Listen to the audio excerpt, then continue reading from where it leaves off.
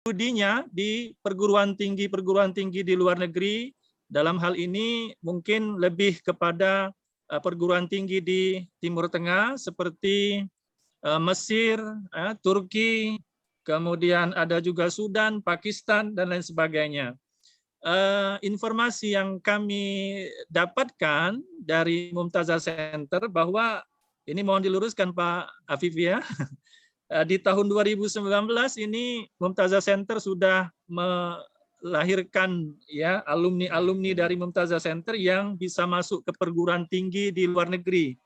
Ini tercatat ada 239 orang ke Mesir, kemudian ada 63 orang ke Turki, kemudian ada 2 orang ke Sudan dan 1 orang ke Pakistan, kalau tidak salah seperti itu informasi yang kami dapatkan. Nah, untuk lebih jelasnya dan lebih detailnya nanti marilah kita sama-sama dengarkan ya paparan dari Al-Ustadz Haji Ahmad Hafifi, LCMA, dan juga nanti dilanjutkan oleh Al-Ustadz Mu'afi Himam, LCMA. Kepada beliau kami persilakan. Terima kasih. Syukran, Bapak Moderator. Bismillahirrahmanirrahim. Assalamualaikum warahmatullahi wabarakatuh. Alhamdulillahirabbil alamin. Hamdan lillahi wa syukran lillahi wa sholatan wa salaman ala Rasulillah. Syukur alhamdulillah hari ini kita Allah berikan kesempatan untuk bersilaturahim, dan sebelum kita lanjutkan terlebih dahulu kami ucapkan beribu terima kasih kepada Bapak Dr.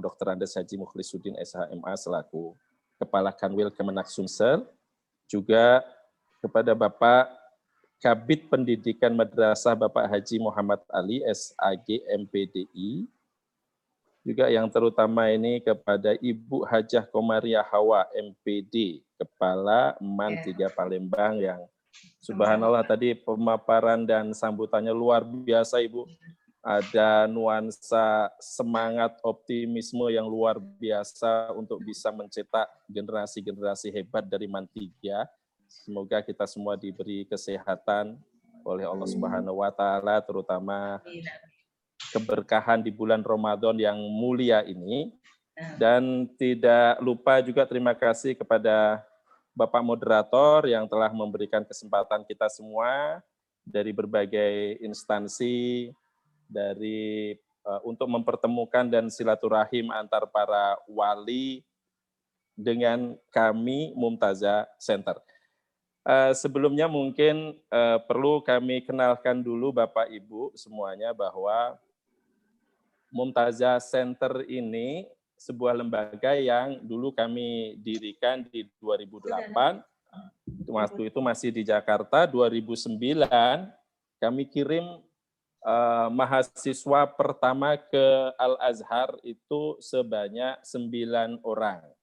Nah, termasuk salah satu pionirnya ya ini beliau kepala tim studi Turki kami, yaitu Ustadz Al-Mukarram Mu'afi Himam LCMA ini.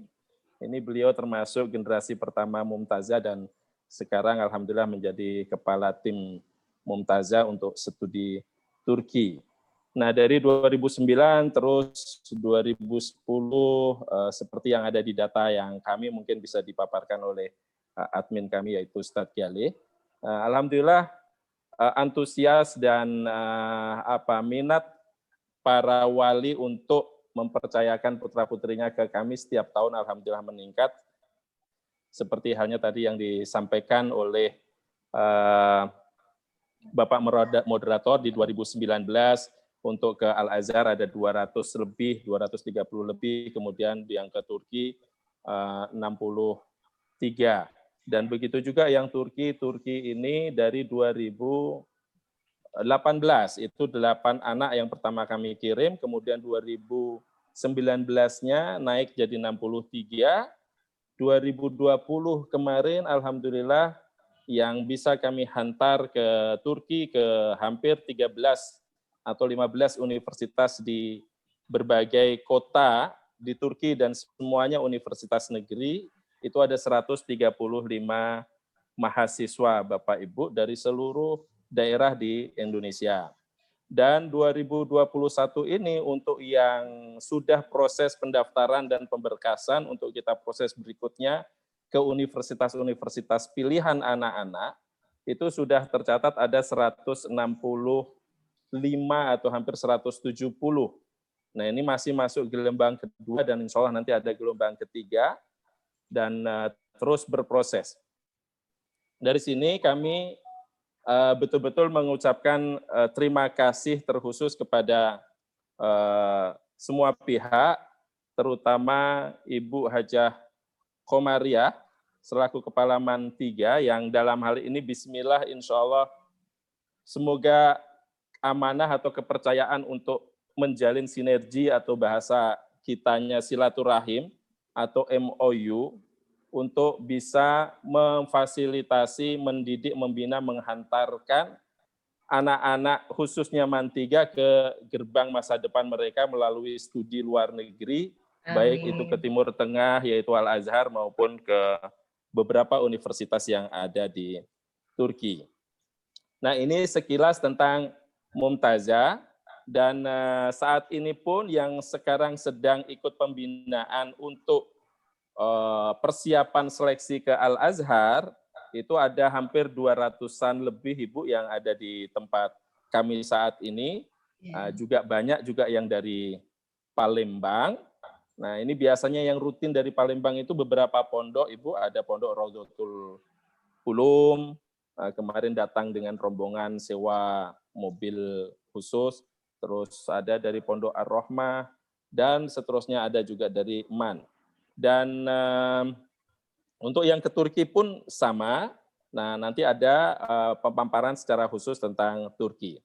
Kemudian masuk kepada inti bahasan untuk memperkenalkan kenapa kok kami memilih negara atau Universitas Al-Azhar untuk Timur Tengahnya. Karena ya sederhananya karena memang dulu saya selepas selesai dari nyantri di Gontor selama 6 tahun, ngabdi setahun di Gontor, kemudian langsung lanjut ke Al-Azhar Kairo selama 4 tahun, kemudian S2-nya di Malaysia, setelah itu pulang ke Jakarta dulu, dan seterusnya. Nah, karena ketika saya di Jakarta itulah, ternyata banyak sekali sebenarnya orang tua maupun para santri khususnya itu punya minat yang besar untuk bisa mengirim putra-putrinya ke luar negeri. Tetapi karena mungkin keterbatasan pengetahuan, pengalaman, apalagi disinilah kami berusaha untuk hadir.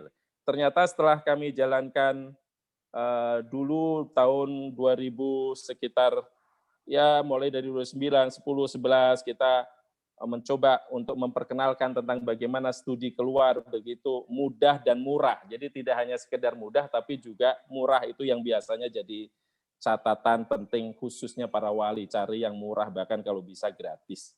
Nah, setelah kita paparkan, kita kenalkan, disinilah kemudian antusias itu ada. Nah, terkhusus ke Al-Azhar, karena semua orang mungkin hampir, apalagi kalau basic pendidikan sekolahnya atau pesantren memang ke arah studi keislaman, ya tujuan paling utama yang ingin di ini ya ke Al-Azhar itu. Maka terus meningkat dan alhamdulillah kami sendiri Mumtazah juga sudah dipercaya oleh banyak lembaga, ada beberapa lembaga pendidikan formal seperti sekolah-sekolah dan pesantren baik di Jawa Timur, di Jakarta, ada juga kemarin dari Sumbawa. Nah, seperti itu. Nah, untuk yang Al-Azhar sendiri, setiap tahun ini kalau kami, Ibu, itu jalur yang kami, apa istilahnya ini, jalani, itu ya prosedural kita mengikuti apa yang menjadi arahan Kemenak. Yaitu bahwa ini penting untuk kami sampaikan, karena terkadang di luar sana, ada saja entah itu sifatnya personal, institusi, atau lembaga, atau bahkan pesantren, itu juga ada saja yang menawarkan sudah langsung berangkat, kami berangkatkan nanti kuliah di sana. Nah, saya secara pribadi maupun secara kelembagaan Mumtazah mungkin bisa berpesan sebaiknya jangan. Jadi betul seperti tadi yang diambil langkah oleh Ibu Hajiah Komariah tadi selaku Kepala MAN 3, mencoba menelusuri secara prosedural bahkan langsung ke kantor Kemenak dan seterusnya, itu langkah yang tepat agar, karena ini kan berkaitan dengan nasib anak-anak, bagaimana agar langkah mereka itu tidak salah.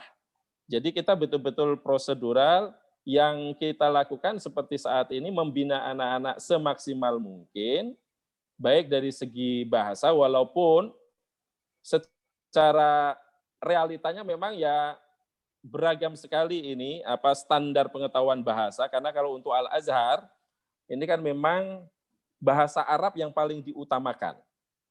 Jadi kalau misal ada soal 100, 85%-nya itu yang diuji adalah kompetensi bahasa Arab, baik dari segi maharoh qiraah, kitabah, simaah, muhadasah. Adapun 15% sisanya atau 20% lah katakan itu di hafalan Al-Quran, yaitu minimal juz 1, juz 2, plus juz 30. Nah, keberagaman peserta dari berbagai pesantren, bahkan ada sekolah umum, bahkan ada yang SMA, SMK, ini di sini yang kita coba klasifikasikan ketika mereka belajar di tempat kami di Mumtazah ini. Jadi ada kelas mubtadi, ada kelas mutawasid, ada kelas mutaqaddim. Jadi ada yang dasar, ada yang menengah, ada yang sudah advance sesuai dengan dasar bahasa mereka sebelum datang ke Mumtazah. Intinya kami akan berusaha secara maksimal untuk menerima siapa saja, karena semuanya punya peluang yang sama, asal tadi seperti yang dikatakan oleh Ibu Hajiah Komariah tadi, semangat dan tekad serta niat yang kuat yang dibutuhkan untuk anak bisa melangkahkan kakinya ke jejak kuliah ke luar negeri. Nah, berikutnya setelah anak ini mengikuti pembinaan, maka nanti pada waktu yang telah ditentukan oleh Kemenak, seperti tahun ini ujian seleksi Al-Azhar oleh Kemenak itu akan diadakan nanti di tanggal 28 sama 29 April ini.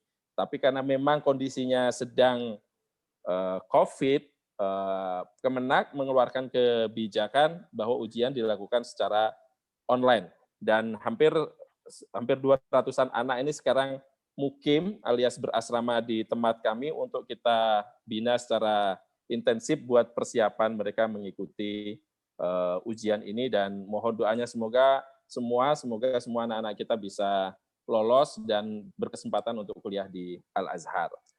Nah, tiap tahun Kemenak ini mengadakan ujiannya sekali.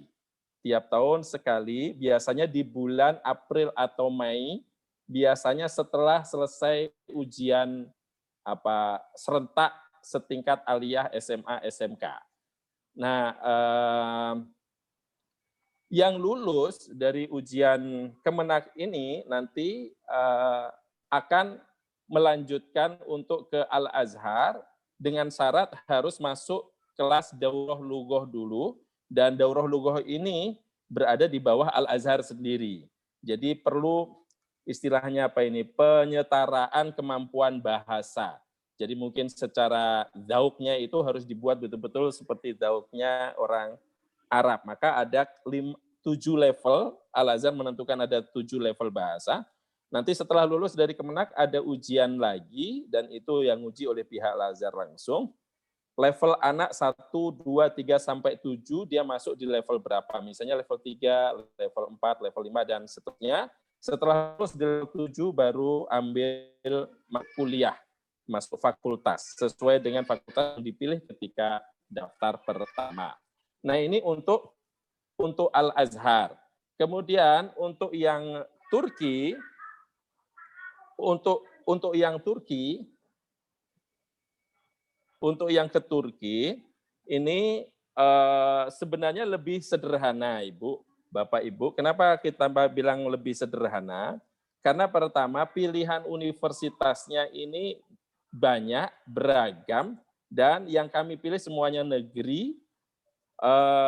Ada 13 atau 15 universitas yang masuk dalam data kami, dan alhamdulillah komunitas di setiap kota yang universitas yang kita kirimkan anak-anak kami ini sudah terbentuk. Artinya kakak-kakak tingkat, kakak-kakak kelas yang dari Mumtazah yang siap membantu adik-adik kelas yang nanti tiap tahun akan kami kirim ini, insya Allah sudah siap. Sehingga apa yang tadi menjadi kekhawatiran seperti yang disampaikan Ibu Kepala Sekolah tadi, insya Allah tertutupi karena putra-putri Bapak Ibu tidak sendiri nanti di sana, ada keluarganya yang akan siap bahu-membahu untuk membantu baik dari segi pengurusan, pembinaan, pendampingan, saling bantu, saling jaga, dan seterusnya, yaitu keluarga kita, keluarga Mumtazah.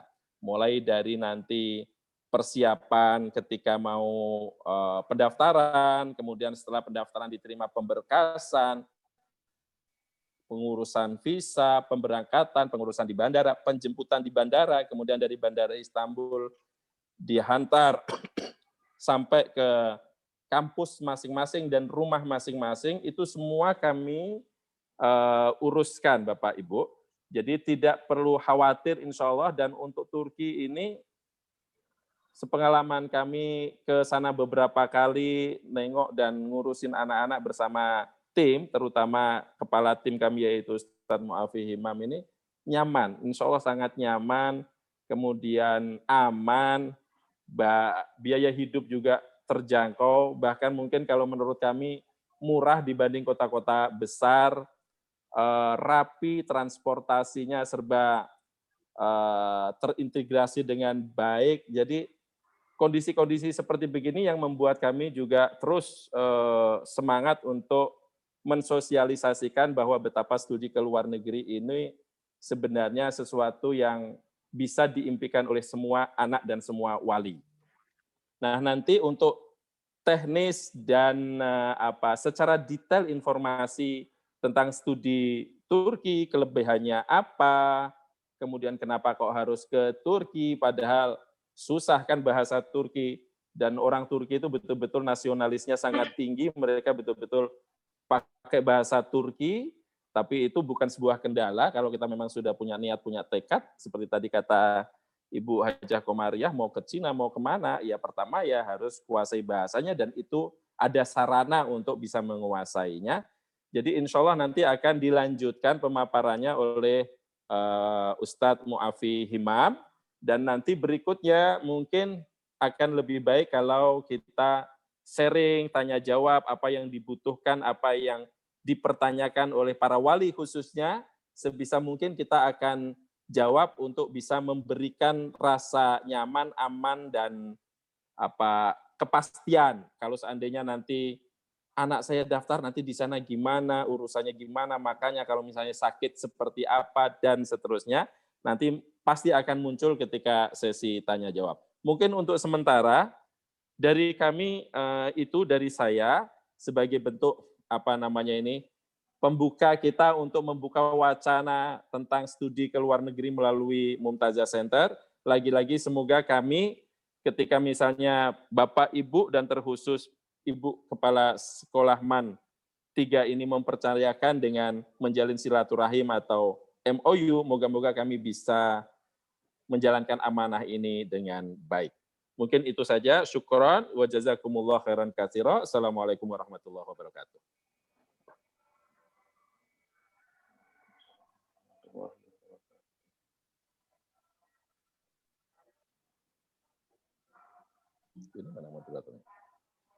Syukran katsiran Ustadz Ahmad Hafifi, jazakallah khair katsiran. Mungkin langsung saja kita lanjutkan paparannya ke Ustadz Mu'afi Himam, ya, biar informasinya bisa kita dapatkan secara utuh, gitu ya. Silakan, kami persilakan kepada Ustadz Mu'afi Himam. Oh iya, terima kasih. Bismillahirrahmanirrahim. Assalamualaikum warahmatullahi wabarakatuh. Waalaikumsalam. Alhamdulillah. Terima kasih yang saya hormati Ibu Kepala Sekolah MAN 3 Palembang dan juga jajaran Dewan Guru serta wali murid dan juga siswa-siswi di lingkungan MAN 3 Malang. Terima kasih atas waktunya untuk menyampaikan tentang studi di Turki. Semoga suara saya jelas.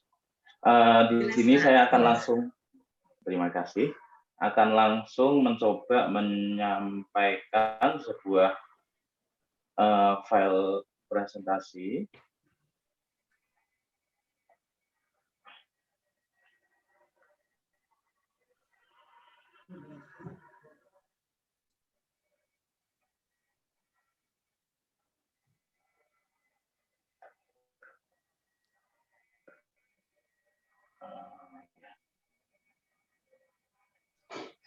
Oke, di sini saya akan menyampaikan sedikit tentang bagaimana sih kalau bagi yang masih di sana, bagaimana sih studi di Turki, programnya bagaimana, universitasnya apa saja.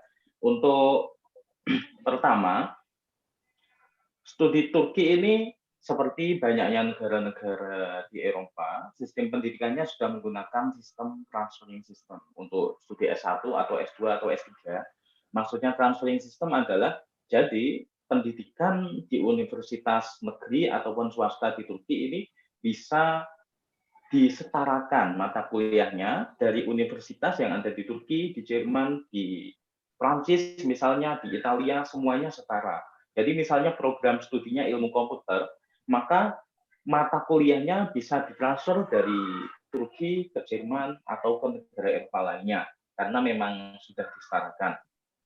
Jadi efek dari penyetaraan studi ini nantinya mahasiswa yang kuliah di Turki, misalnya dalam 1 tahun kuliah di Turki, tahun kedua dia akan bisa menempuh kuliah di negara Eropa lainnya, baik di Eropa Timur, Barat, atau Tengah. Nah, ini karena pendidikannya setara, makanya nanti di Turki ada program-program pertukaran berbeasiswa ataupun tidak berbeasiswa, baik di antar sesama negara Eropa, ataupun di Amerika, di Asia, bahkan di Afrika.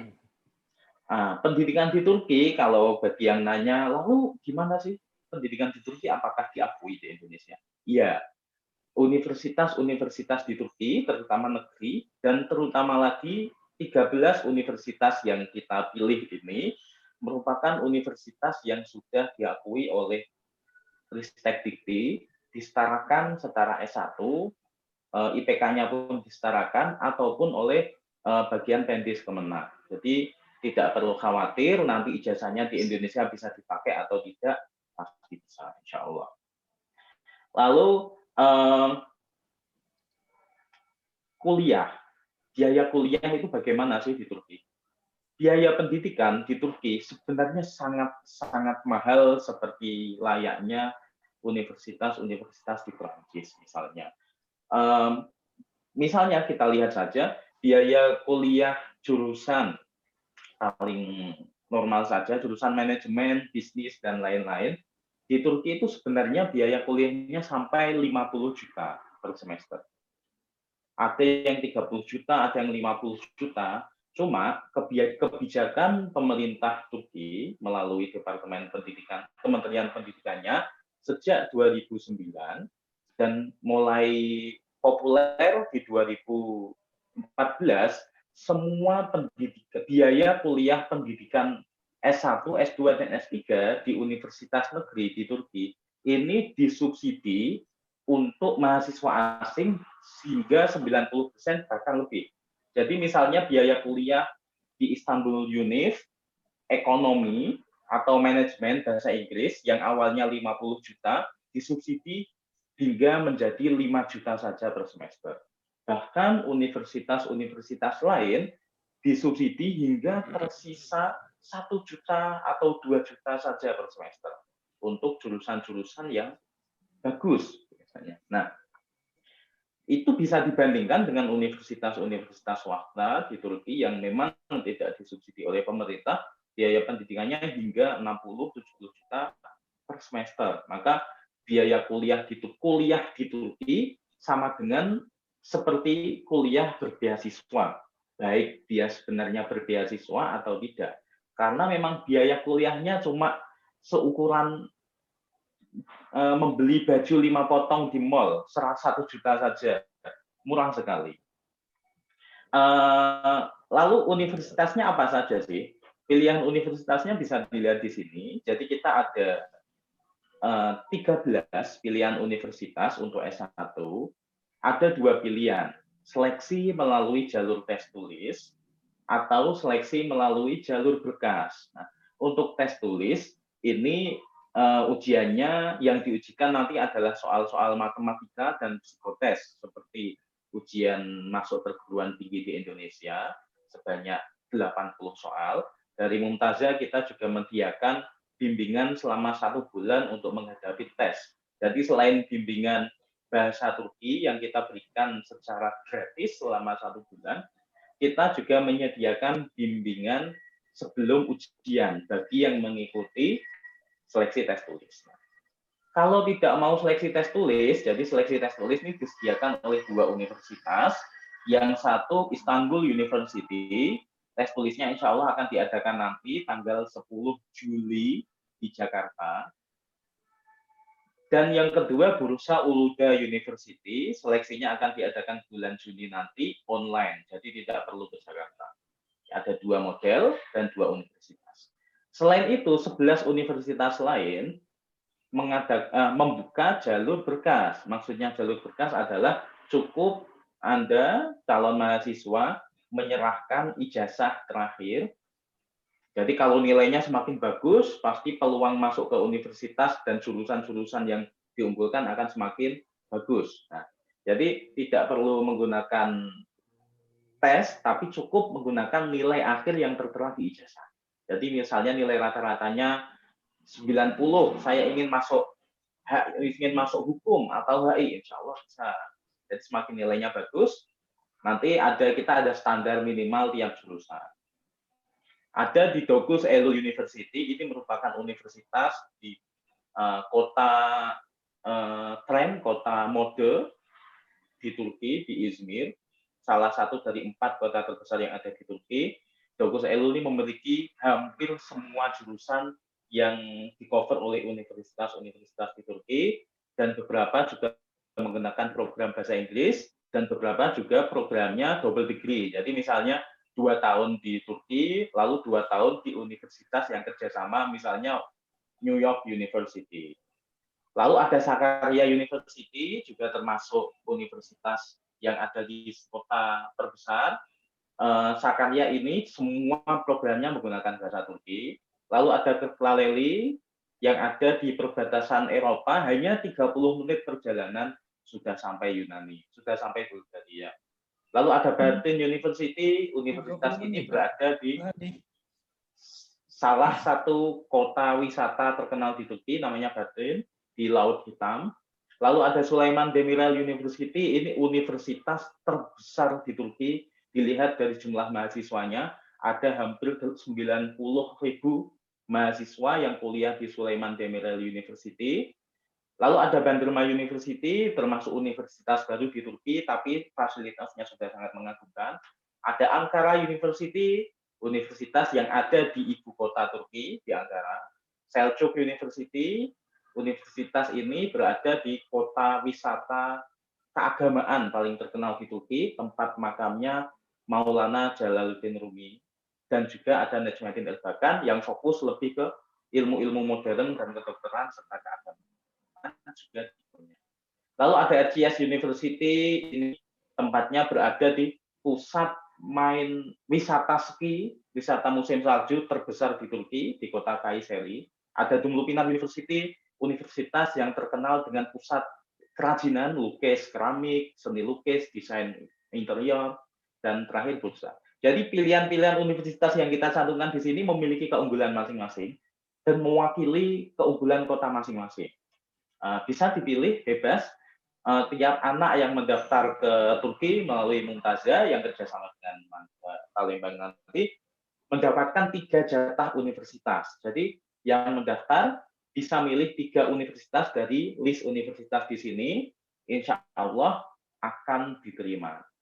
Bisa kita akan pasti, tapi perlu kita cantumkan insya Allah pasti diterima. Karena pengalaman kami sejak 2019 baru, tapi memang kami perkembangannya alhamdulillah besar.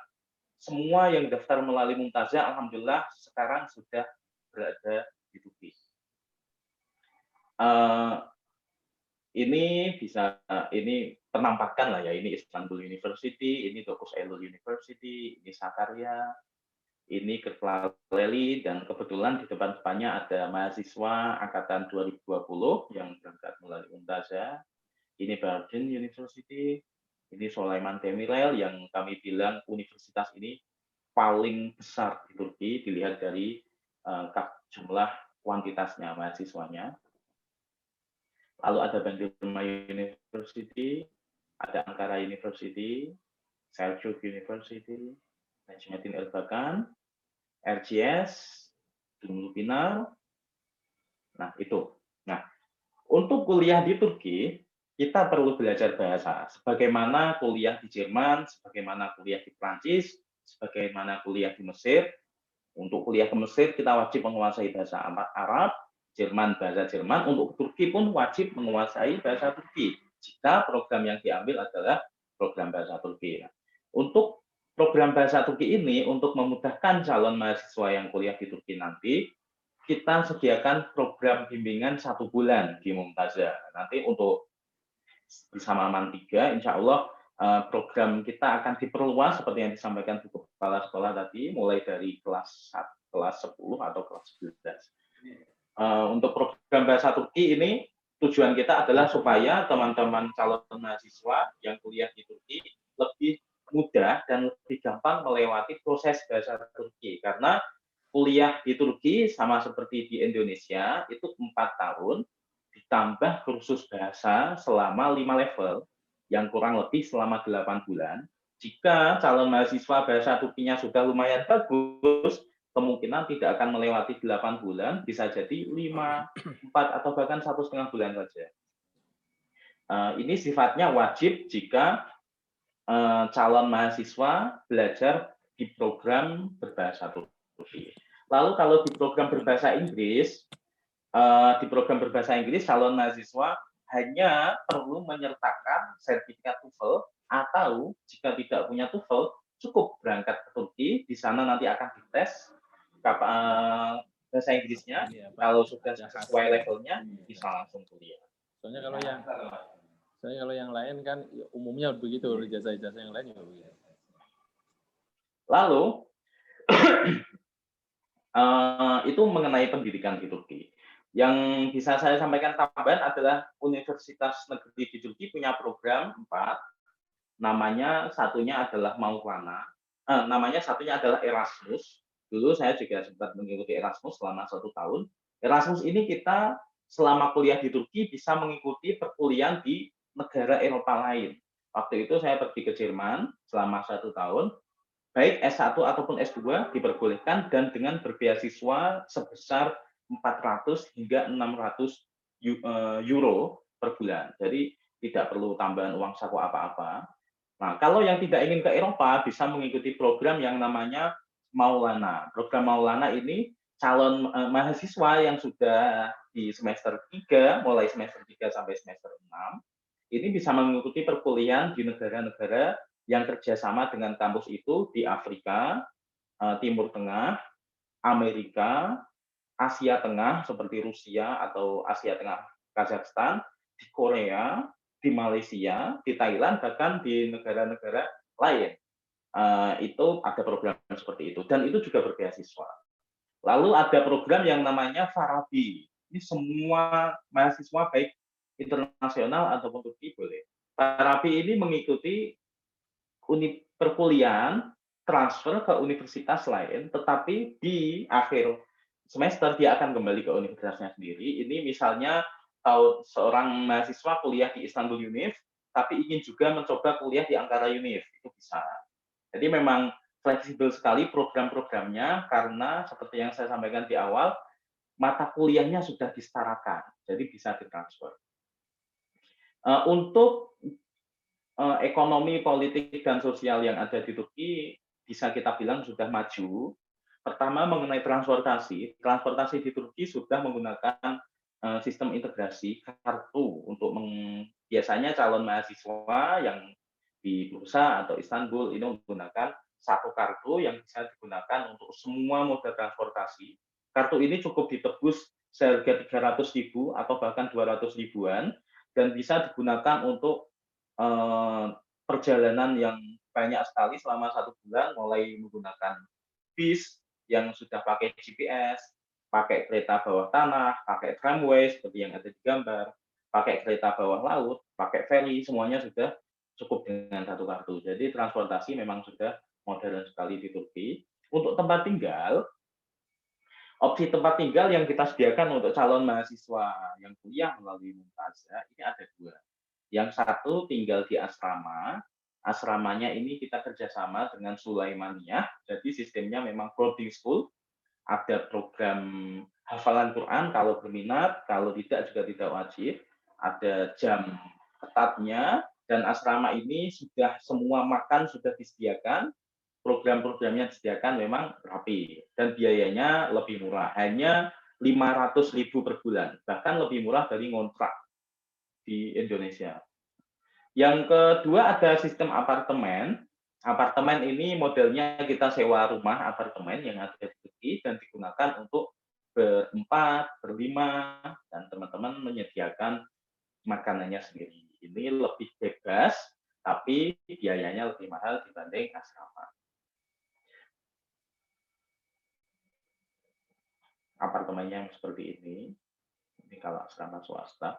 Nah, lalu yang ketiga adalah asuransi. Semua mahasiswa yang kuliah di luar negeri dan juga termasuk Turki wajib memiliki asuransi. Dan asuransi untuk tahun pertama ini nanti akan kita sediakan. Asuransi ini gunanya untuk mengurus izin tinggal, sama jika ada problem kesehatan ringan, asuransi ini bisa dipakai. Nah, kalau mendaftar melalui kami, apa saja sih yang akan kami sediakan ke calon mahasiswa? Pertama adalah pasti tiket pesawat, bimbingan sebelum berangkat di bandara, hingga penjemputan di kota tujuan akan kami fasilitasi. Lalu yang kedua, visa pelajar akan kami fasilitasi yang akan didapat dari Kedutaan Turki. Yang ketiga adalah nanti sampai sana akan mendapatkan izin tinggal selama 1 tahun pertama. Lalu selanjutnya ada jaminan sewa rumah. Kalau mau nanti tinggalnya di apartemen, mulai dari biaya sewa, biaya jaminan, hingga biaya deposito, semuanya akan kita tanggung. Jadi calon mahasiswa sampai sana tinggal langsung masuk rumah, semuanya beres. Yang selanjutnya ada biaya pengurusan dokumen, mulai dari diterjemahkan ke bahasa Inggris, bahasa Turki, dinotariskan, dilegalisir, disetarakan di Kemlu dan Kumham, semuanya akan kita urus. Jadi nanti sampai sana, calon mahasiswa sampai rumah, sudah duduk di rumah, menerima berkas lengkap dari kami, sudah diterjemahkan, sudah dilegalisirkan, sudah disetarakan, langsung satu paket diterima. Selain itu, kursus bahasa Turki, seperti yang kami sampaikan, juga kita sediakan, dan asuransi kesehatan selama setahun di Turki juga kita sediakan, dan didaftarkan hingga lulus. Ini kita bisa nyebut pasti lulus. Jadi memang calon mahasiswa yang berangkat melalui Mumtazah, berangkat kita dari rumah cukup bawa koper, sampai sana sudah lengkap berkasnya semua, sudah diterima sebagai mahasiswa, tinggal melakukan daftar ulang saja, lalu mengikuti program bahasa Turki, dan selesai tinggal masuk kuliah bebas. Jadi ringkasannya seperti apa sih? Program ini memang program mandiri, tidak berbeasiswa, tapi bisa kita sebut sebagai mandiri seperti beasiswa, karena memang biaya perkuliahannya sangat murah, hanya mulai 800.000 per semester. 800.000 itu sayangnya tidak ada di Indonesia, universitas negeri yang biaya kuliahnya cuma 800.000 per semester. Mulai dari 800.000 di universitas-universitas dan jurusan tertentu, hingga sekitar 2, 3, 5 jutaan per semester.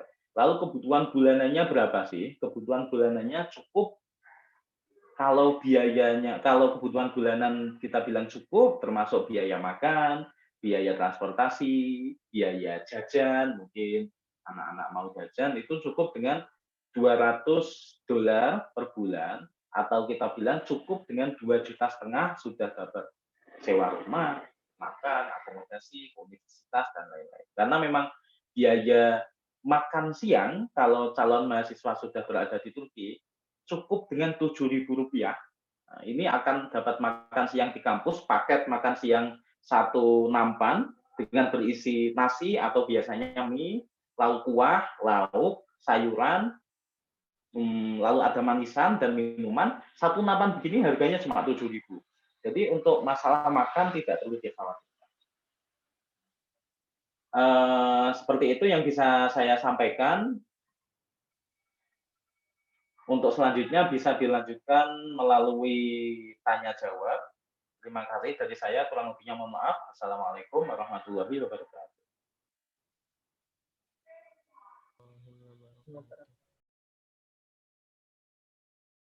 Silakan Ustaz Faris.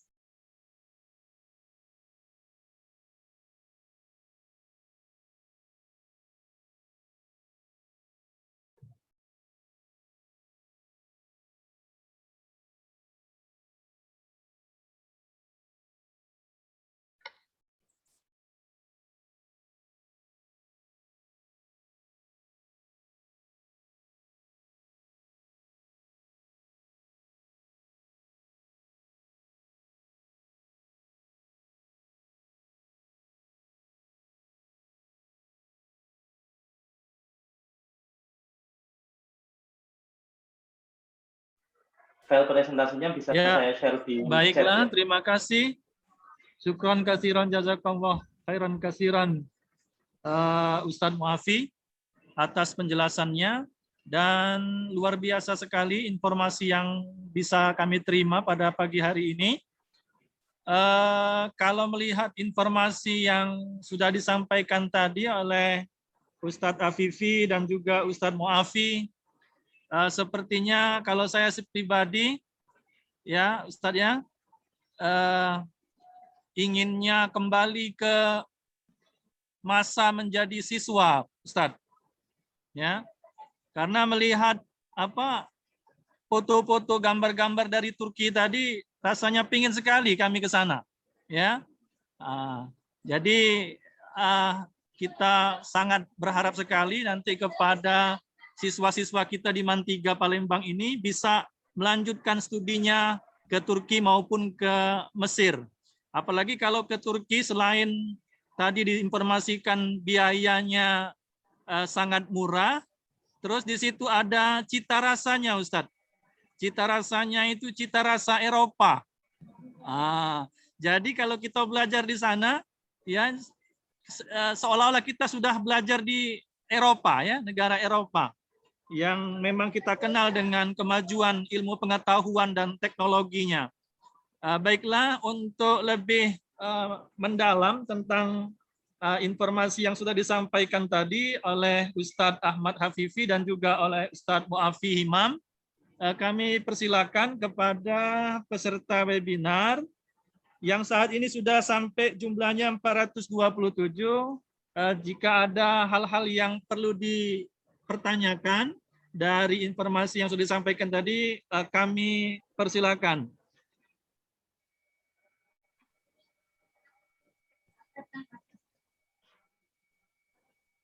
Ada? Silakan Bapak Ibu, ada yang mau nanya?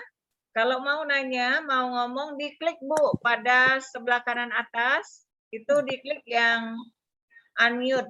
9. Ada tulisan unmute itu Bu, diklik Bapak Ibu wali siswa. Kalau ada yang silakan nanya. sebutkan namanya Pak ya. Ya. Halo.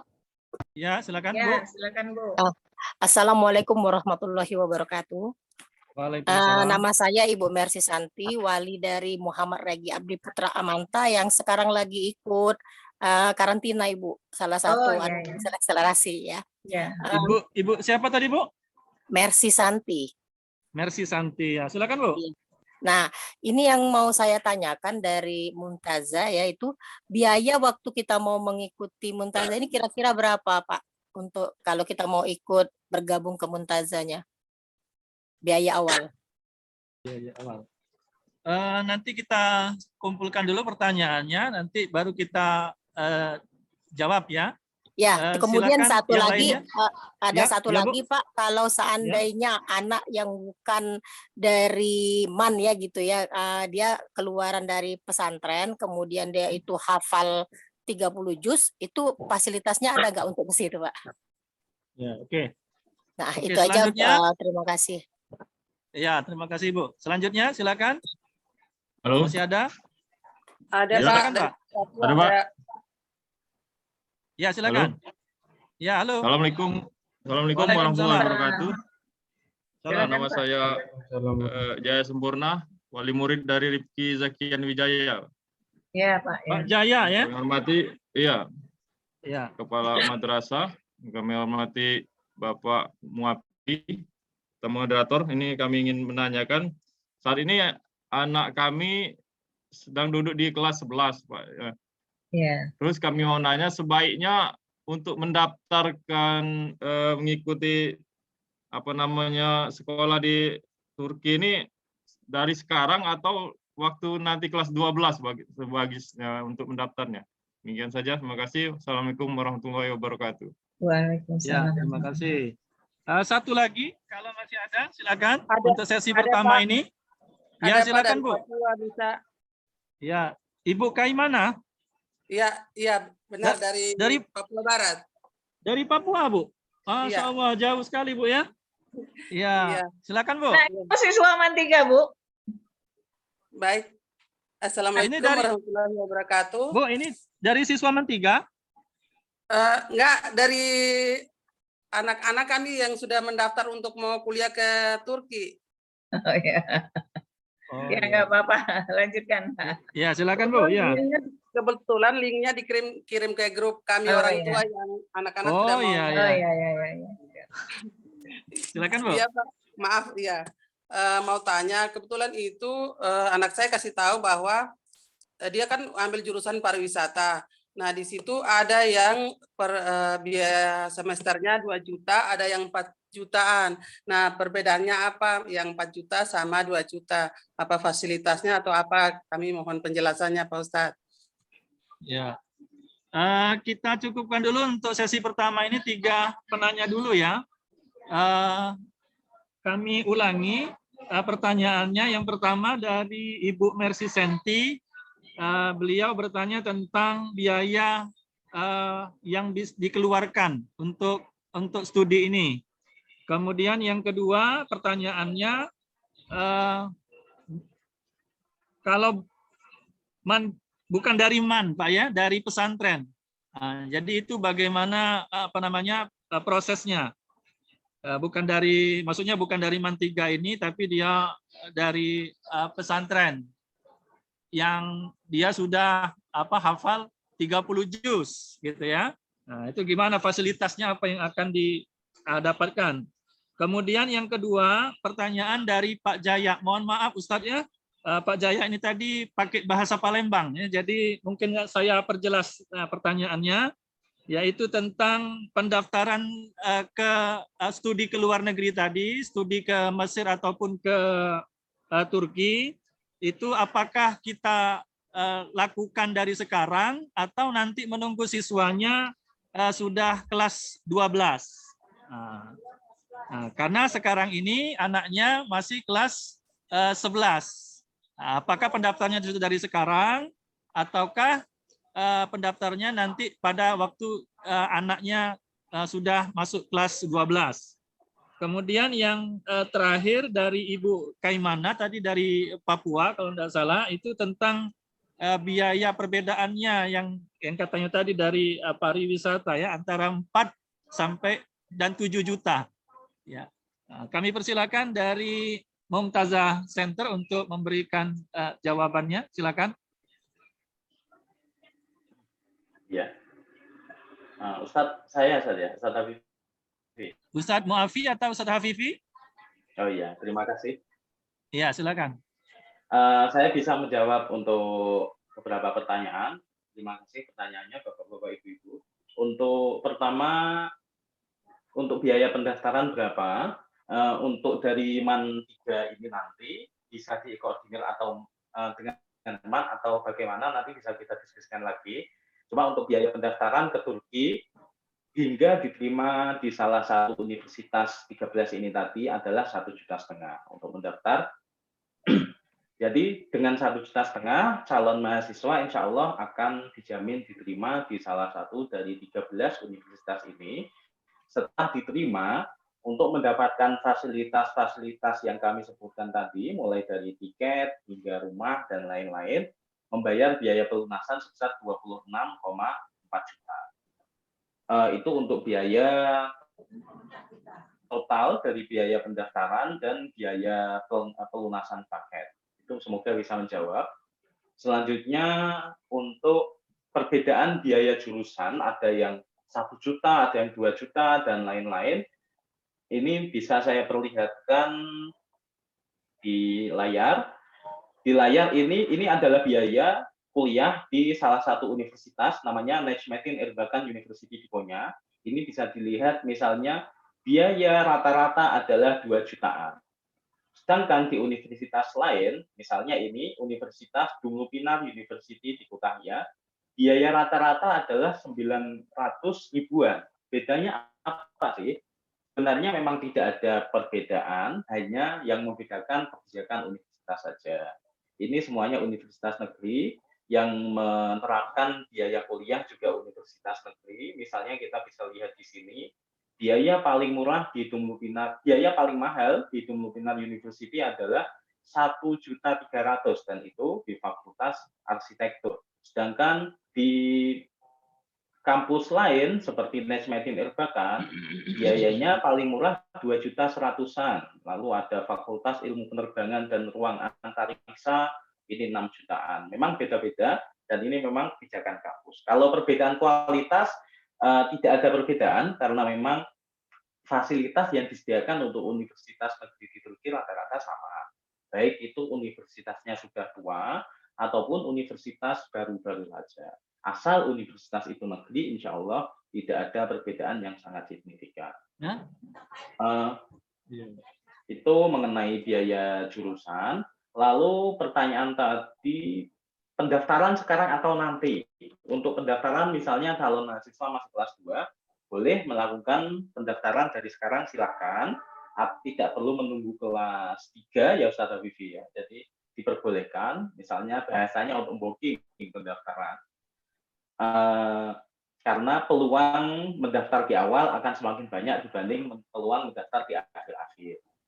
Lalu selanjutnya pertanyaan, kalau untuk Hafiz 30 juz misalnya, mengaruh nggak? Untuk universitas negeri di Turki, ini memang universitasnya tidak memberi beasiswa. Tapi ketika kuliah di Turki nanti, di tengah-tengah kuliah, calon mahasiswa yang memiliki prestasi seperti IPK tinggi ataupun hafal Al-Quran 30 juz, ini memiliki peluang untuk mendapatkan beasiswa dari yayasan-yayasan swasta yang ada di Turki. Baik ini yayasannya dikelola oleh pemerintah ataupun tidak, biasanya yayasan-yayasan ini yang memiliki peluang beasiswa. Beberapa mahasiswa angkatan kami tahun 2019 yang bahkan dari Palembang pun yang sekarang sedang kuliah di Ankara mendapatkan beasiswa full dari pemerintah yang awalnya belajar berangkat melalui Mumtazah. Pertanyaan selanjutnya nomor 4 tentang udah itu aja ya saya. Udah itu aja. Mungkin tambahan? Yes, silakan. Ya, bismillahirrahmanirrahim. Assalamualaikum. Mohon izin Bapak Moderator, saya ingin sedikit menambahkan. Ya. Pertama terkait biaya tadi oleh Ustadz Mu'afiz sudah dijelaskan tentang biaya ke Turki. Barangkali ada yang ingin kami tambahkan yaitu biaya untuk yang Al-Azhar. Jadi mungkin barangkali ada orang tua yang juga ingin tahu terkait biaya di Al-Azhar. Pertama terkait masalah biaya kuliah di Al-Azhar itu untuk S1, S2, S3 itu Al-Azhar memberikan beasiswa alias tidak berbiaya, khusus untuk fakultas keagamaan atau fakultas Islam, mulai dari Usuluddin, Syariah, Lughah, kemudian dakwah, dan seterusnya di Rosat. Itu gratis Bapak Ibu, jadi betul-betul Al-Azhar ini ingin menebar ilmu wasatiyahnya ini ke seluruh dunia, karena itu pelajar asing pun digratiskan dari biaya kuliah. Lantas yang perlu disiapkan oleh orang tua apa? Yaitu biaya hidup. Biaya hidup di Al-Azhar itu perkiraannya untuk 1 bulannya kisarannya antara 1,5 juta sampai 2 juta itu lebih cukup. Jadi sedikit lebih murah dari Turki. Kemudian untuk biaya pendaftaran dan paket keberangkatan, tadi kalau ke Turki kisarannya sekitar 28 lah, 27.900.000 dengan komposisi 1,5 juta didaftarkan, distorkan ketika daftar. Kemudian setelah lolos baru melunasi biaya paketnya yaitu 26.400.000. Adapun kalau ke Al-Azhar itu biaya paketnya sekitar 17 juta. Jadi ketika daftar 3 juta dititipkan distorkan di awal sebagai bentuk deposito untuk uang muka biaya paket. Nanti setelah lolos baru melunasi 14 jutanya. Kemudian ini terkait masalah biaya. Kemudian yang ingin saya tambahkan lagi, saya pikir ini juga agak penting terkhusus buat, mohon maaf, buat jajaran sekolah MAN 3. Tadi ada pertanyaan, salah satu orang tua bertanya, apakah anak kami yang sekarang kelas 11 atau kelas 2 aliyah berarti Bapak Ibu ya, itu daftarnya nunggu nanti kelas 3 atau sekarang boleh daftar ketika kelas 2. Nah, mungkin apa yang bisa kami sarankan untuk sekolah MAN 3, buat Ibu Kepala Sekolah maupun para jajaran guru, jadi mungkin ada baiknya Ibu, ini sekedar saran saja, ketika anak itu naik di kelas 2 atau duduk di kelas 2, itu mulai apa istilahnya itu ditawarkan siapa siswa yang mau lanjut studi ke Timur Tengah, dalam hal ini Al-Azhar, siapa yang mau ke Turki. Nah, dalam hal ini nanti untuk memudahkan dalam pemetaan. Sehingga misal dari kelas 3 jumlahnya, katalah misalnya 60, ini ada 20 yang betul-betul serius minat, nanti keseriusan itu akan diteruskan ke orang tua, mungkin dari segi biaya bagaimana, dan seterusnya. Yang kedua, juga untuk langkah dari pihak sekolah untuk menyiapkan. Intinya apa? Kalau memang ada peserta didik yang memang minatnya ke Al-Azhar, berarti sejak kelas 2 ini bahasa Arabnya yang dikuatkan. Jadi kenapa ini perlu saya jelaskan? Jadi bukan hanya faktor prosedur, boleh nggak kelas 2 daftar dulu untuk booking dan seterusnya, tadi silakan dijelaskan sama Ustadz Muafi, ya boleh saja, dan itu akan memperluas peluang untuk bisa memilih universitas dan jurusan. Tapi yang lebih penting dari itu adalah kesiapan baik secara mental, kesiapan secara biaya, kesiapan secara akademis, kemampuan kompetensi anak, khususnya dalam hal bahasa. Jadi kalau misalnya kelas 2 sudah dipetakan, oh ini ada 20 anak pengen ke Al-Azhar, mungkin pihak sekolah akan mendatangkan mungkin privatkah, ada waktu 1 minggu sekali untuk betul-betul pendalaman bahasa Arab dari semua ilmu alatnya, nahwu, shorof, dan sebagainya, sehingga ketika nanti datang dan ikut pembinaan di kami, ini kita mengupgrade-nya itu tidak keberatan, karena persaingan khususnya untuk Al-Azhar itu betul-betul berat sekali, 10.000, 12.000 peserta, mungkin yang diloloskan hanya 1.000 atau 1.500. Jadi biar anak ini juga ada persiapan. Kemudian begitu juga untuk yang misalnya kelas 2 sudah jelas ada 20 misalnya ke Turki, ketika itu sudah dipetakan Bapak Ibu, ini nanti pihak sekolah akan bisa mengangkat istilahnya nilai, karena hampir mayoritas universitas yang kita proses daftarkan anak-anak, ini kan seleksinya pakai berkas, Bapak Ibu. Seperti 2020 kemarin, tidak sedikit anak-anak kami yang mentarget untuk masuk fakultas kedokteran. Nah, padahal fakultas kedokteran itu syarat minimal nilai ijazah akhir, itu rata-ratanya 95 ke atas. Jadi kalau hanya sekedar 90 saja itu masih kurang. Kenapa kurang?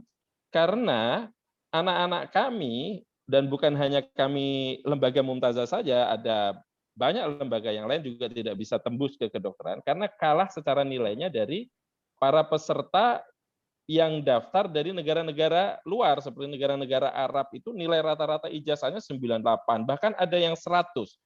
Nah, karena itu kuota untuk kedokteran itu keisi sama mereka, karena berdasarkan nilai akhir. Nah, maksud saya, kalau sekiranya kelas 2 sudah mulai ada peta anak-anak, jumlah ini, anaknya ini, orang tua betul-betul sudah komit bahwa lulus akan lanjut kuliah ke luar negeri seperti yang direncanakan di awal, sehingga sekolah ini bisa memaksimalkan secara nilai anak-anak tadi. Apakah digenjot secara pembelajarannya atau nilainya nanti bisa sesuai dengan standar yang diinginkan. Karena jangan sampai nanti misalnya ingin memilih fakultas psikologi misalnya, padahal kualifikasi psikologi nilai minimalnya 85, ternyata nilainya kurang dari itu, kan akhirnya tidak bisa bersaing. Mungkin itu terkait masalah tadi yang pertanyaan kelas 11 tadi. Dan insya Allah ya. Jadi kalau masalah biaya hidup, kemudahan di sana, peluang beasiswa dan lain sebagainya, intinya yang ingin kami sampaikan, asal anak kita itu berprestasi, pasti peluang beasiswa ada. Seperti halnya tadi ada namanya salah satu anak kami 2019 namanya Talita, asal Palembang, setahun di Turki, ikut proses pendaftaran beasiswa pemerintah Turki, alhamdulillah bisa masuk, dan itu masuk ke universitas yang juga bonafit, yaitu di Ankara University. Mungkin itu tambahan dari saya, Ustadz, Bapak Moderator, silahkan. Ya, terima kasih Ustadz. Mungkin dari Ibu Kepala Mantiga ada yang mau disampaikan sampai di sini? Ya. Terima kasih Ustadz Habibi dan Ustadz Muafi. Moderatornya juga ini Ustadz Faris dari Gontor juga, Pak, pengajar bahasa Arab di Mantiga. Jadi, tapi dia nggak LC, Pak, karena tamatnya dari UIN.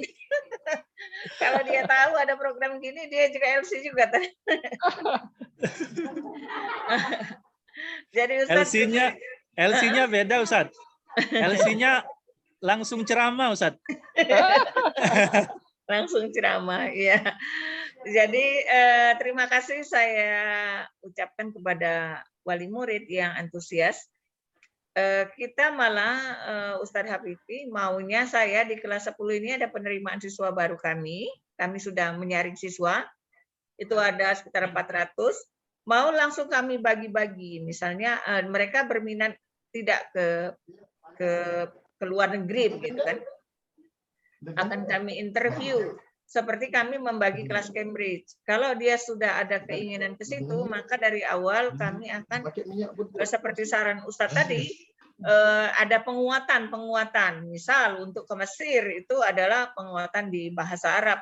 Mungkin saya akan mengurangi mata pelajaran tertentu yang mungkin tidak terlalu diperlukan kalau dia memang concern akan pergi ke Mesir. Begitu juga yang kelas Turki, begitu. Misal ada berapa anak yang berminat melanjutkan ke Turki, misal di fakultas apapun, maka dia akan kami kelompokkan di situ. Supaya apa gunanya? Kami bisa mengawal nilainya. Seandainya kalau dia mau di FK, maka kami akan mengawal bahwa di KKM-nya jadi standar ketuntasan minimumnya mungkin dia harus di 95.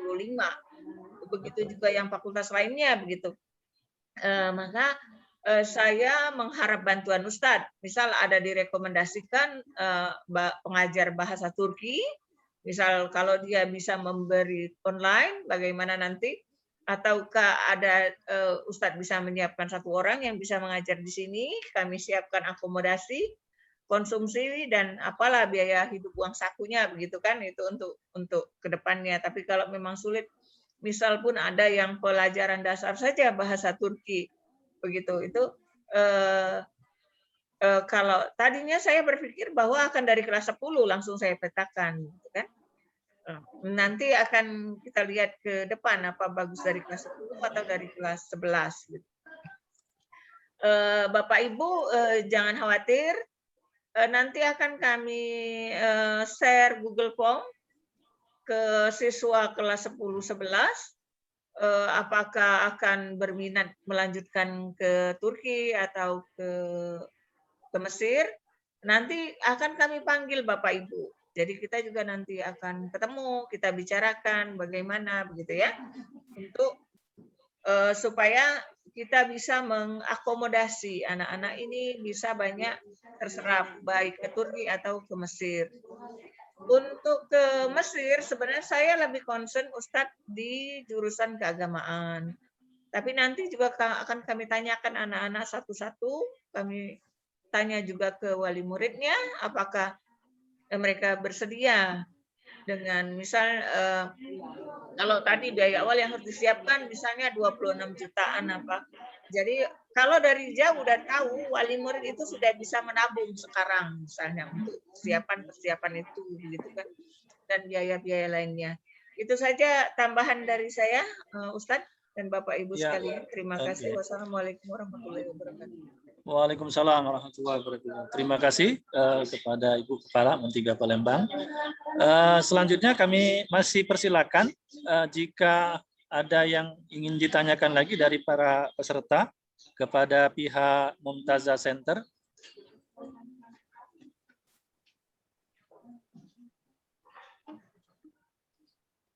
Silakan Pak, Bu. Silakan Bapak Ibu, ada yang ditanya atau guru-guru Mantiga ada yang mau nanya? Saya nanya, Bu. Atau mungkin dari siswa, silakan. Ya, silakan siapa yang mau tanya tadi, Ustadz? Ya, siapa? Silakan. Saya, Pak. Ya. Siapa? Nama? Assalamualaikum warahmatullahi wabarakatuh. Waalaikumsalam warahmatullahi wabarakatuh. Saya dengan Pak Samsudin Mansur, Bu. Wakil murid dari Ibnu Qayyim kelas 10 IPA 6. Ya, Pak. Silakan. Yang ingin saya tanyakan kepada tim Mumtazah. Ya, ini ada asuh video. Yang ingin saya tanyakan untuk Mumtazah, konsep untuk training centernya itu seperti apa ya? Misalnya katakanlah dimulai di kelas 11. Apakah itu ada daring? Karena ini kan untuk pemilihan ini kan yang penting kita dikuatkan di bahasa dulu. Itu yang pertama. Yang kedua, katakanlah misalnya anak-anak kan sekarang memilih untuk ke Al-Azhar. Jadi kan yang dikuatkan itu bahasa Arab.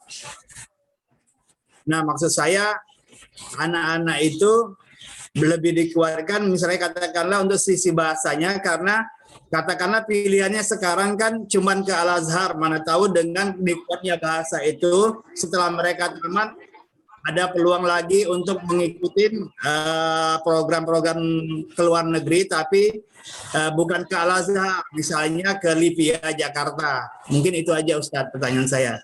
Assalamualaikum warahmatullahi wabarakatuh. Waalaikumsalam warahmatullahi wabarakatuh. Waalaikumsalam warahmatullahi wabarakatuh. Kami persilakan kalau masih ada. Untuk sesi kedua ini kami beri 3 orang lagi. Pak, boleh tanya sekali lagi, Pak? Yang Ya, Ibu ya, dari Gunardi tadi? Silakan, Bu. Silakan, Bu. Ya. Assalamualaikum warahmatullahi wabarakatuh. Yang perlu saya tanyakan, persentase tingkat kegagalan, ya kita kan boleh berharap 100%, tapi kan tetap peluang itu tetap ada. Tingkat kegagalannya berapa persen lah Pak ini Pak, kalau kita sudah mengikuti training center ini Pak? Itu saja, Bu. Iya, itu saja. Oke, satu lagi. Ya, boleh nanya dikit kita dari guru Tafadhal. Mantiga.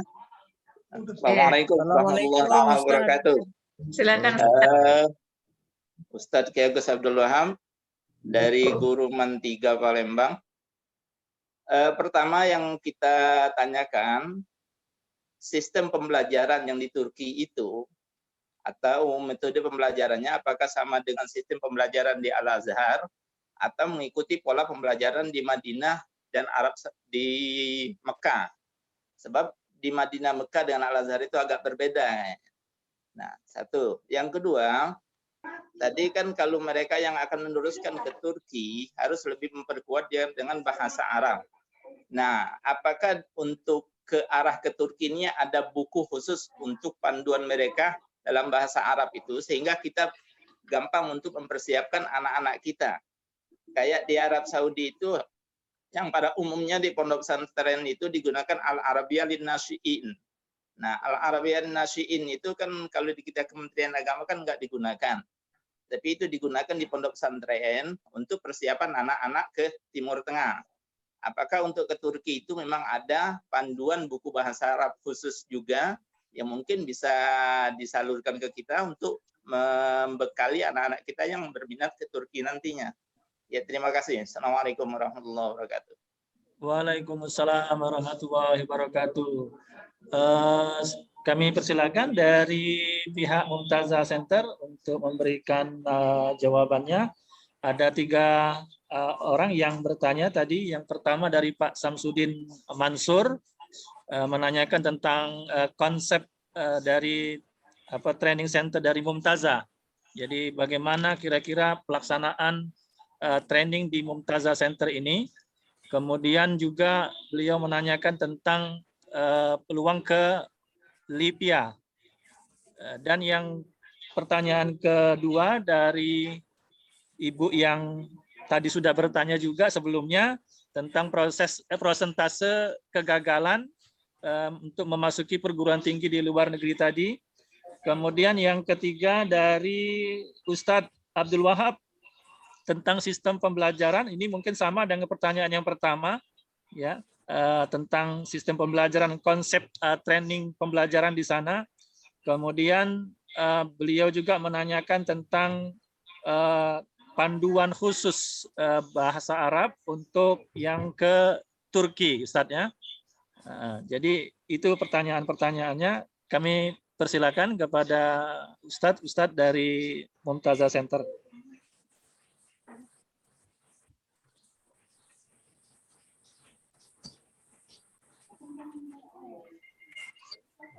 Ustaz Habibi, silakan Ustaz. Oke. Ya, bismillahirrahmanirrahim. Alhamdulillah, terima kasih atas respon positifnya. Ini mohon maaf suaranya terdengar jelas Bapak Ibu? Jelas, Ustaz. Oke. Pertama tentang masalah sistem pembinaan, baik itu untuk yang ke Al-Azhar maupun ke Turki. Secara singkatnya, ketika kita membina anak dari segi bahasa paling utama, karena memang itu bekal yang paling utama ketika kita ingin kirim anak ke luar negeri. Kenapa saya bilang paling penting itu bahasa? Karena untuk Al-Azhar sendiri yang diujikan adalah segi bahasa Arab. Efektivitas belajar bahasa memang kalau dalam bahasa sekarang memang yang lebih baik ya offline. Jadi berasrama, berkarantina, karena di situ butuh praktek, butuh segala macam, butuh lingkungan, butuh partner untuk kita berkomunikasi. Insya Allah ini LC langsung ceramah tadi, Bapak Moderator insya Allah sangat memahami. Jadi pakai istilahnya Thoriqah Mubasyirah ini penting. Tetapi memang kondisional, karena ada banyak peserta di kami ini mungkin karena faktor tadi masih terikat belajar di satu tempat atau mungkin waktu dan sebagainya. Insya Allah nanti bisa kita kondisikan seperti halnya yang Turki kemarin, itu kita ada kelas yang offline atau yang luring yang langsung di tempat kami, ada yang online, daring. Jadi itu bisa kita atur nanti Bapak Ibu masalah sistem pembinaannya, begitu juga terkait yang bahasa Arab, nanti kita akan atur dengan tim masalah pembelajaran. Mungkin langsung dengan tadi masalah metode atau materi modul ajar yang kita pakai. Apakah tadi kayak silsilah lughah Arabiyah li ghairi natiqin, biha yang dipakai oleh Al-Madinah Al-Munawwarah, Jami'atul Madinah Munawwarah atau Mekah dan sebagainya. Kami Bapak Ibu untuk yang ke Al-Azhar kita pakai modul yang ramuan kombinasi modul kami Bapak. Jadi kombinasi antara modul Gontor, karena memang kebetulan saya juga dari Gontor, beberapa teman dari Gontor, mulai dari nahwunya, sorof, kemudian muhadasahnya, dan lain sebagainya. Ini kita adopsi beberapa materi Gontor. Kemudian yang kedua, tentu yang kita pakai karena memang anak ini mau kita kirim ke Al-Azhar, maka standar bahasa yang kita pakai adalah standar materi ajar yang ada di Al-Azhar, yaitu ada silsilah lughal Arabiyah li Jami'atil Azhar, itu juga kita pakai. Terus yang ketiga ada modul Modern Arabic Standard, Modern Standard Arabic MSA. Nah, yang terakhir kami sebutkan ini Modern Standard Arabic MSA ini adalah modul ajar bahasa Arab produk Jerman. Dia bersistem online seperti TOEFL begitu, Arabic test, dan ini tidak hanya dipakai untuk di Timur Tengah, khusus untuk Turki. Sekedar cerita sharing, kemarin ada 2 hari yang lalu, hari apa ini? Hari Ahad kalau tidak salah, datang ke tempat kami ada 3 alumni yang dua alumni S1 Unida Gontor, yang satu alumni S1 UGM Bahasa Arab dan ingin lanjut studi ke Turki untuk S2-nya, yang dua dari Gontor untuk Islamic Economic Finance, yang kedua untuk yang dari UGM Bahasa Arab. Nah, ternyata di univ yang memang ingin dituju, karena ketika mereka memilih satu jurusan, itu juga terkadang mereka juga ingin fakultas yang berbahasa Turki itu reguler atau Inggris atau Arab. Ketika dia memilih bahasa Arab, maka harus menyertakan sertifikat yang diterima di Eropa. Dan sertifikat yang diterima Eropa untuk bahasa Arab ini yang produknya Jerman ini, Leipzig University ini, yaitu Modern Standard Arabic, dan itu kita pakai di tempat kami di sini. Nah, kemudian untuk tadi perbedaan, nanti mungkin akan ditambahkan oleh Ustadz Muafi. Untuk perbedaan sistem belajar, tadi menyampaikan kalau kayak Turki bahasa Arab, sebenarnya yang paling utama untuk Turki bukan bahasa Arab Bapak Ibu, tapi justru bahasa Turki, karena dia menjadi bahasa komunikasi harian, bahasa sosial, bahasa akademis, bahasa akses untuk materi-materi modul-modul yang ada di Turki, semuanya pakai bahasa Turki, walaupun kuliahnya menggunakan bahasa Inggris, misalnya let's say dia mengambil fakultas yang pakai bahasa Inggris, tapi tetap kemampuan bahasa lokal harus didalami. Nah, ini pun nanti ketika misalnya tadi seperti kata Ibu Kepala Sekolah, nanti dari kelas 1, kelas 2 sudah mulai ada pemetaan, kemudian nanti terkait teknisnya, insya Allah nanti dengan kita setelah ada sinergitas, ada silaturahim, ada MOU, mungkin nanti kita juga akan pikirkan bersama bagaimana teknis untuk pembekalan adik-adik ini, mereka tetap sekolah di MAN, tapi sudah mulai persiapan khususnya dari segi bahasa, apakah seperti yang kita lakukan seperti sekarang yang sudah daftar, yang tidak bisa ke tempat kami ya melalui daring, mungkin nanti dijadwalkan seminggu 2 kali kah, waktunya kapan, disepakati teknisnya seperti apa, insya Allah nanti bisa kita bicarakan lebih lanjut secara teknisnya.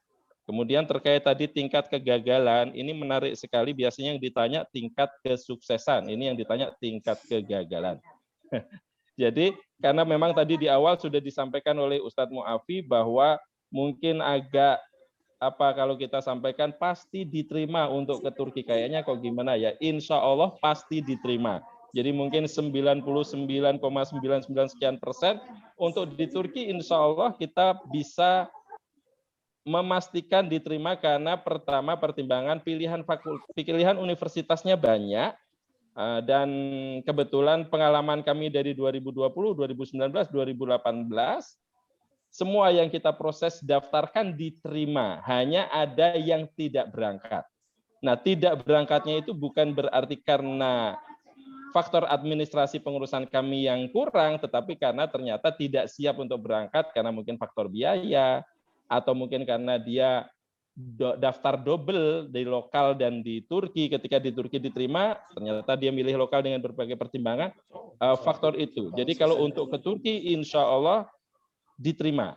Nah, untuk yang ke Al-Azhar bagaimana? Nah, ini mungkin lebih butuh effort dan usaha keras dan persiapan lebih matang. Kenapa? Karena yang dituju adalah satu universitas, yaitu Al-Azhar. Kemudian yang berminat ribuan dari seluruh Indonesia, dari seluruh lembaga, dari seluruh pesantren, hampir rata-rata tiap tahun itu pesertanya 10.000 lebih. Sementara kuota yang diterima untuk Al-Azhar antara 1.000-1.500 setiap tahun. Nah, sebagai gambaran dari 2019 itu yang diluluskan oleh Kemenak 1.000 dari 9.000 peserta ujian, yang lulus adalah 1.000. Dari 1.000 ini, dari peserta kami, dari Mumtazah itu yang lolos, dari total yang 1.000, kita bicara 1.000 yang lolos ya, itu 239, jadi hampir seperempatnya dari anak-anak didik kami.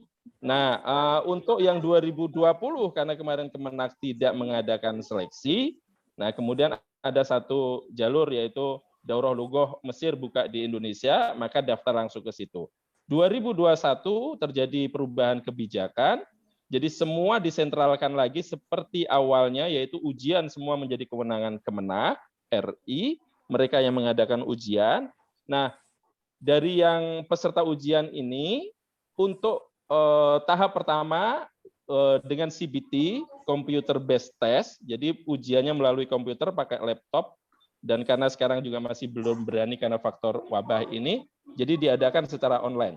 Yang lulus di ujian CBT-nya, 5 hari atau seminggu setelahnya masuk untuk ujian wawancara.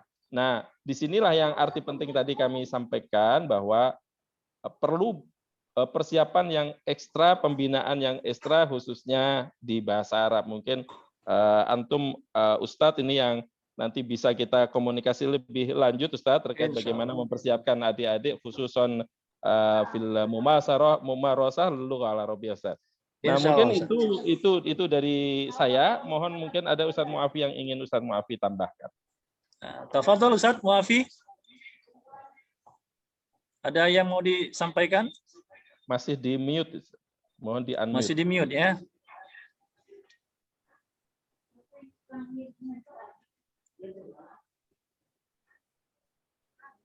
Muafi, ini saya nambahkan sedikit.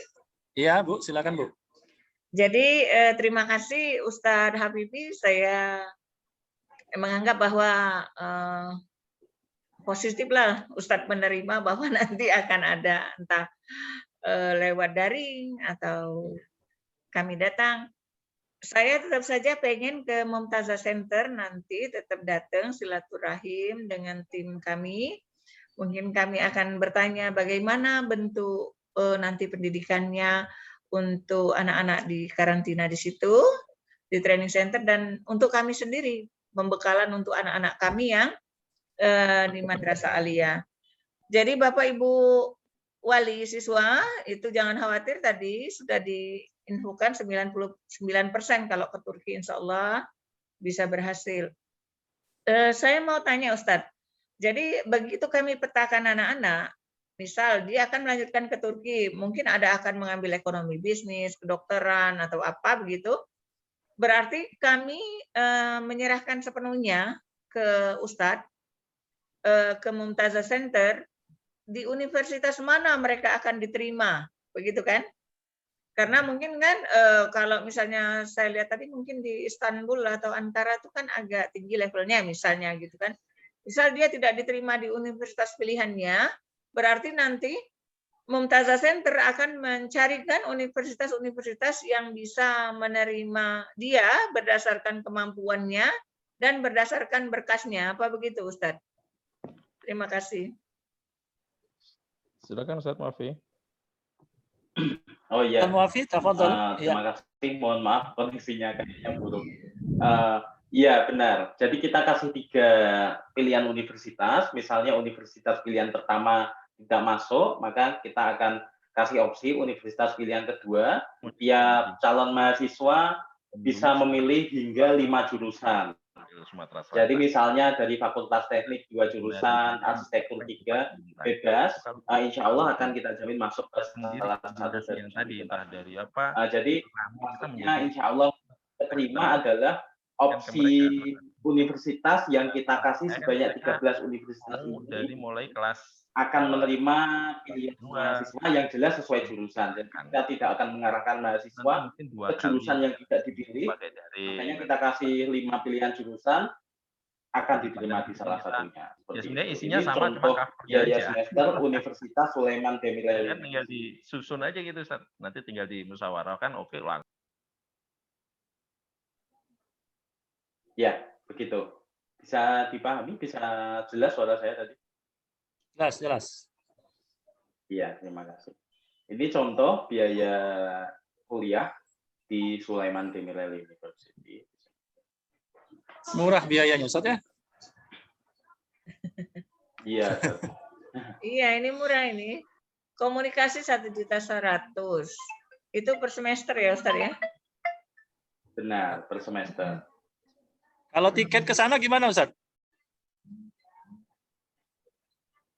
Kalau tiket ke Turki itu sudah kita cover juga di biaya paket. Cuma kalau misalnya orang tua ingin mengantar atau ingin ke sana, bisa kita bantu. Kalau harga tiket sendiri sih untuk pulang pergi sebesar 11 juta untuk bulan ini.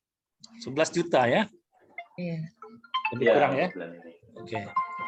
Baik, Iya. Bapak Ibu sekalian, kira-kira ini mungkin yang terakhir Ibu ya, sesi terakhir ya. Masih Saya ada pertanyaan? nanya sedikit Ustadz. Oke, ya silakan Bu.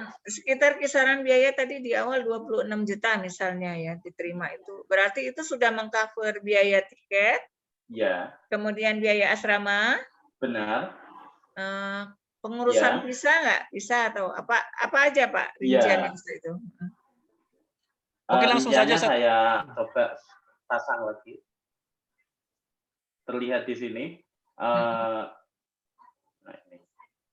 Rinciannya ini, mulai dari biaya tiket, lalu ada visa pelajar, selain visa pelajar, biaya izin tinggalnya pun atau iqomah yang namanya itu kita tanggung selama 1 tahun pertama, biaya asuransi tahun pertama selama 1 tahun juga kita tanggung, pengurusan dokumen mulai diterjemahkan, notaris, legalisir, penyetaraan semuanya kita tanggung, lalu biaya izin tinggal, biaya sewa rumah, kalau asrama ya asrama, sewa rumah selama 1 bulan pertama saja, termasuk depositnya yang nanti bisa diambil kembali kalau pindah rumah, itu kita tanggung. Nah, yang paling besar itulah. Selain itu biaya diantar sampai rumah, pakai transportasi umum atau sama. Halo? Ya. Ya. Ya. Seperti yang tertera di layar, mulai dari poin 1 sampai poin 11, dan ada tambahan seperti seragam, itu juga kita kasih, biaya jaket Mumtazah nanti akan kita kasih juga. Gratis semuanya. Ya, baik Bapak Ibu sekalian, masih ada kira-kira yang mau ditanyakan? Mumpung kita masih ada kesempatan untuk berdialog dengan Mumtazah Center. Nah, jangan kita sia-siakan kesempatan ini karena biaya kuliah khususnya di Turki ini sangat menggiurkan, Pak ya. Itu ada Pak Ahmad Nasir Ustadz yang mau nanya kayaknya. Pak silakan Pak Ahmad Nasir. Tolong host di unmute Pak Ahmad Nasir. Unmute. Silakan Pak Ahmad Nasir. Kepala sekolah. Ya, silakan Pak Ahmad Nasir. Assalamualaikum warahmatullahi wabarakatuh. Ya. Halo, tes. Ya, silakan Ya. Pak. Kedengaran Pak, Ini silakan. Pak, pertama saya kami ingin bertanya kepada yang dari Mumtazah, untuk fakultas kedokteran itu tersedianya hanya di Turki atau di Al-Azhar juga ada? Yang pertama Pak ya. Yang kedua, menurut pengalaman di Mumtazah, peluang bisa masuk ke kedokteran itu lebih besarnya kemana? Itu saja Dan Pak. ketiga, kami menyarankan untuk kegiatan bimbel, alangkah baiknya kalau bisa dikoordinir melalui MAN 3 seperti pada bimbel-bimbel yang sebelumnya. Itu saja dari saya. Terima kasih. Wassalamualaikum warahmatullahi wabarakatuh. Waalaikumsalam. Ada lagi Pak, Bu? Atau siswa dari siswa MAN 3 yang ingin bertanya?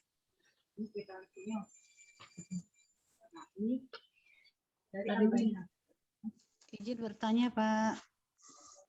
Silakan, Bu. Saya Indah dari Bekasi. Mau konfirmasi aja Pak untuk kondisi pembelajaran saat di Turki nanti, apa sudah berlangsung secara normal ataupun masih offline ya Pak ya? Mohon infonya, terima kasih.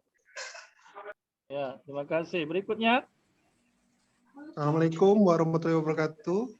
Waalaikumsalam warahmatullahi wabarakatuh. Bagus ya? Bukan Pak, saya Vero, orang tua dari Cayara IPA 6 di Min 3. Oh, Cayara ya. Ya. Baik, silakan Pak. Saya mau bertanya, tadi saya dengar tertarik yang Turki. Turki itu saat ini kan seperti kita ketahui kalau teknologi kan kita ke Jerman dan Jepang ya. Kalau kedokteran dan hukum itu kayak Belanda ke Prancis gitu kan, pertambangan Rusia gitu kan yang ahlinya. Nah kalau untuk Turki sendiri, kita itu jurusan apa ya yang maksud saya tuh yang menjadi unggulan. Jadi kalau lulusan Turki ini terpakai untuk industri ini misalnya, kalaupun bekerja, kalaupun untuk bisa wira swasta kan bebas kan. Tapi ya mungkin itulah pertanyaan saya kan. Kalau ekonomi kan ke Inggris gitu banyak ya kiblatnya. Gitu aja. Terima kasih. Wassalamualaikum warahmatullahi wabarakatuh.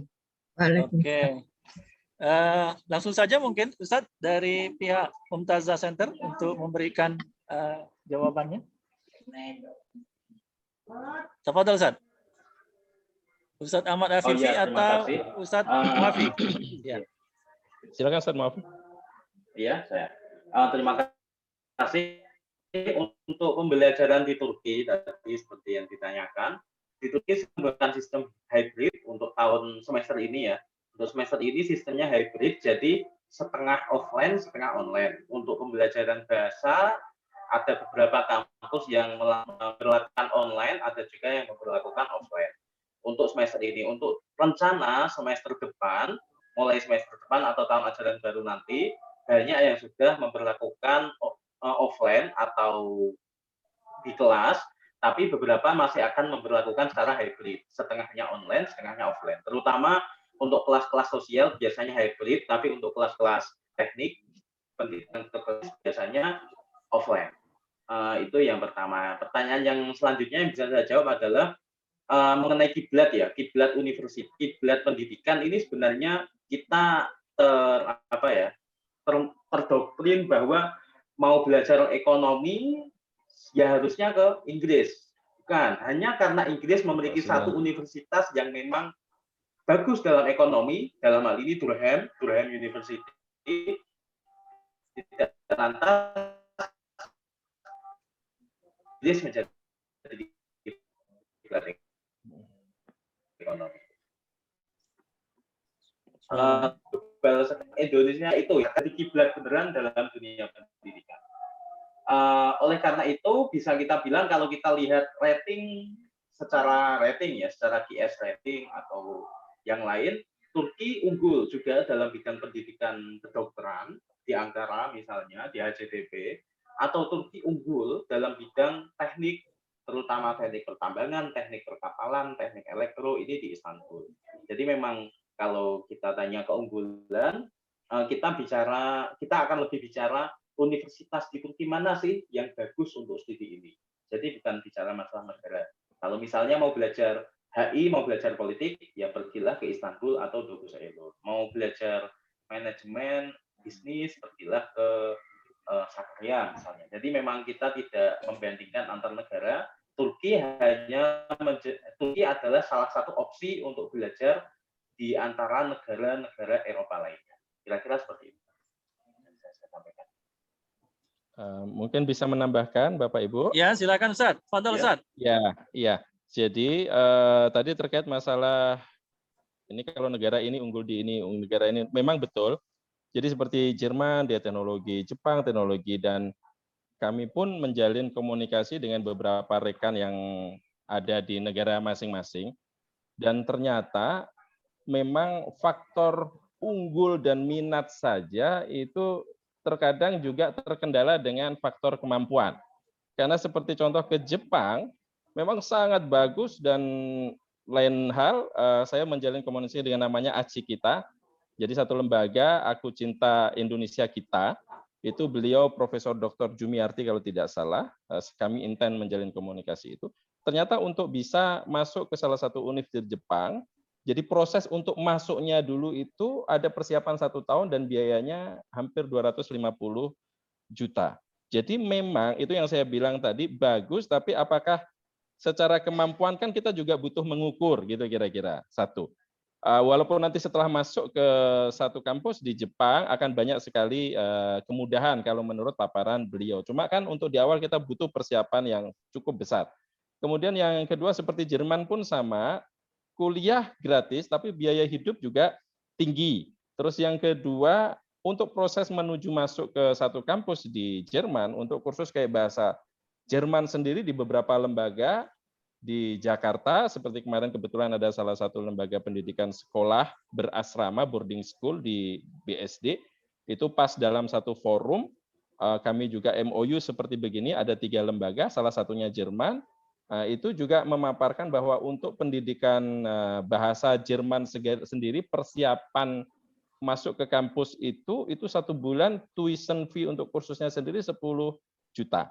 Dan seterusnya. Jadi memang ada faktor biaya yang menjadi juga pertimbangan kami kenapa kok kami memilih Turki seperti tadi yang disampaikan oleh Ustadz Muafi, karena tadi faktor bahwa rasa Eropa, ada unsur Arab dan Asianya, terus banyak program standar univnya standar Eropa, tapi biayanya ini biaya Asia gitu.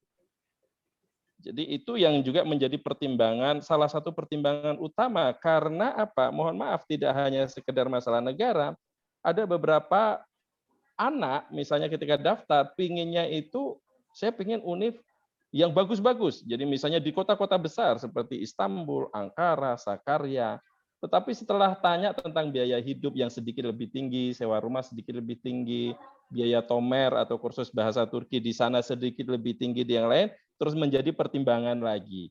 Maka seperti tadi yang disampaikan oleh Ibu Kepala Sekolah, ini menurut saya cukup positif sekali, bahwa tadi Ibu menyampaikan bahwa nanti anak-anak kami, Ustadz, yang paling utama, dan itu yang kami sampaikan, sebenarnya yang paling utama ketika bertanya kepada anak, maunya itu kuliah fakultas apa, bukan kuliah di universitas apa, gitu kira-kira. Bukan misalnya saya yang penting di Istanbul, karena Istanbulnya kota metropolitan rame, mau jurusan apa saja yang penting di Istanbul. Kan bukan begitu, tetapi saya mau hubungan internasional yang terbaik. Maka mungkin kami nanti akan mengarahkan seperti tadi yang disampaikan oleh Ustadz Muafi, oh di sini loh univ ini. Pingin ekonomi yang terbaik di univ-univ ini. Itu akan memudahkan kami terus terang Bapak Ibu, ketika tadi Ibu Kepala Sekolah menyampaikan, sudah kami pokoknya pasrah kepada Mumtazah masalah pemilihan fakultas, tentu kami akan coba yang terbaik sesuai dengan minat sang anak. Karena ibarat kita tanam, maka yang paling penting adalah benih apa yang kita tebar, bukan di mana lahan kita menebar benihnya gitu loh. Nah, ini akan sangat baik sekali.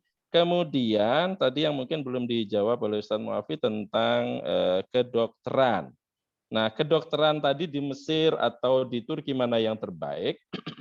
Lagi-lagi pertama, seandainya nanti pembinaan dari pemetaan dari awal mulai dari kelas 1K, kelas 2K sudah dilakukan oleh MAN 3, maka itu akan bisa menyesuaikan. Kalau seandainya di Turki, berarti nilainya Ibu yang harus disesuaikan dan kompetensi anak, sehingga kita bisa daftarkan dan bisa bersaing dengan peserta dari negara yang lain.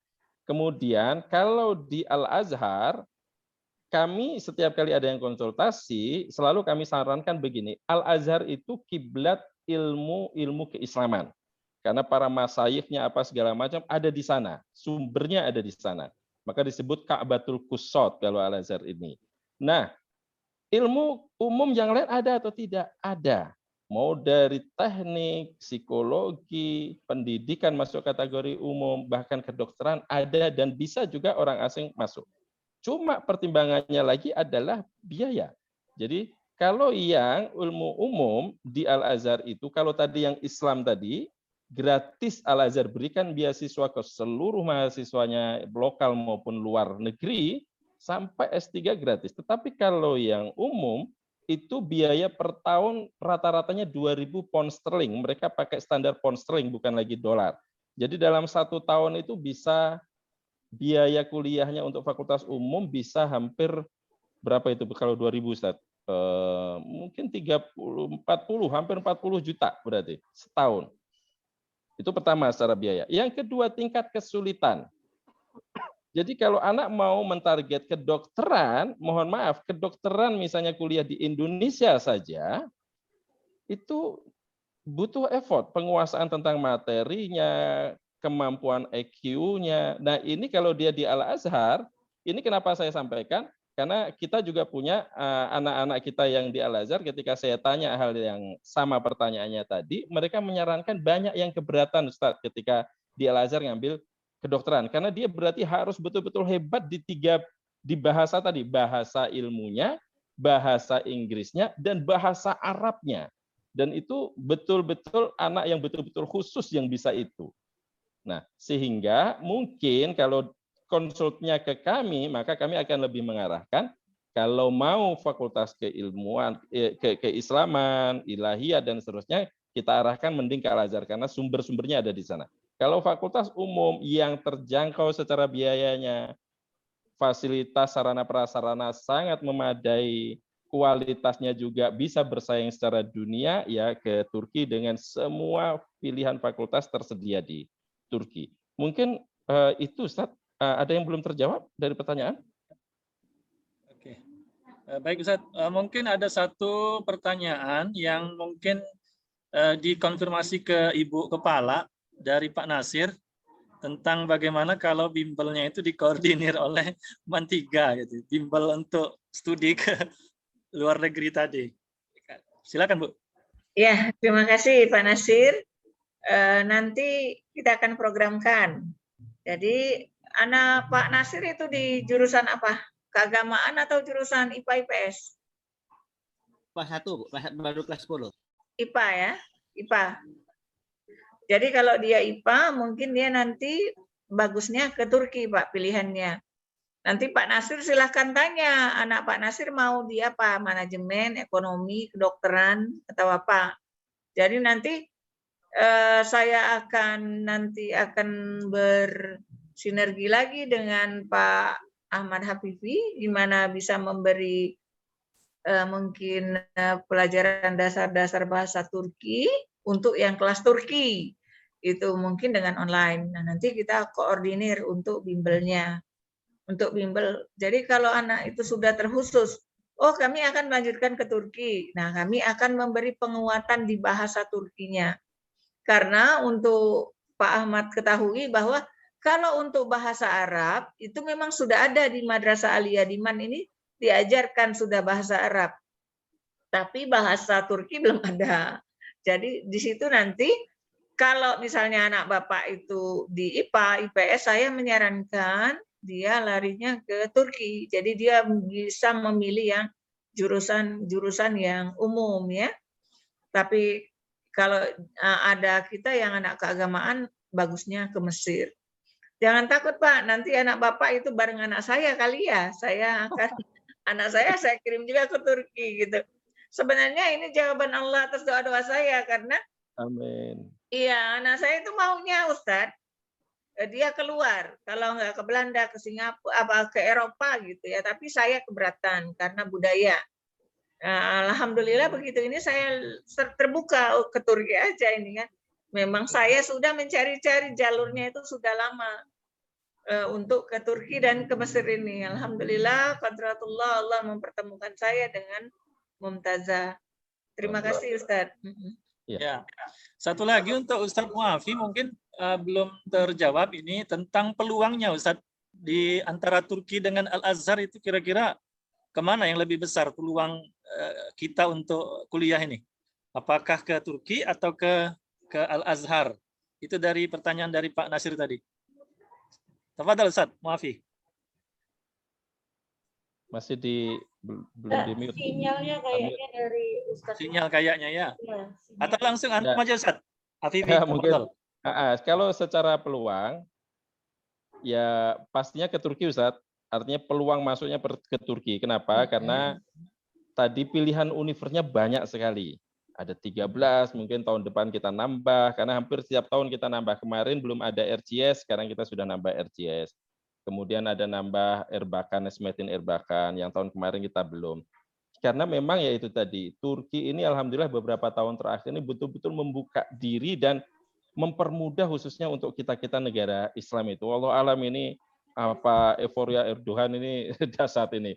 Dan ya kita ambil sisi positifnya ya. Jadi bisa menimba ilmu di tadi satu negara yang rasanya rasa Eropa, ada nuansa Arabnya, pendidikan keagamaannya juga berjalan, tapi juga bisa melompat ke Eropa. Seperti tadi ada program Erasmus, jadi misalnya dia 3 semester di Turki, kemudian pengen coba kuliah ke Jerman, ke Belgia, ke Belanda, itu bisa dan sangat luas sekali peluangnya. Itu kalau ditanya masalah peluang. Adapun masalah mana bagusnya antara Turki dan Al-Azhar, tentu tadi sudah terjawab oleh Ibu Kepala Sekolah, disesuaikan dengan minat.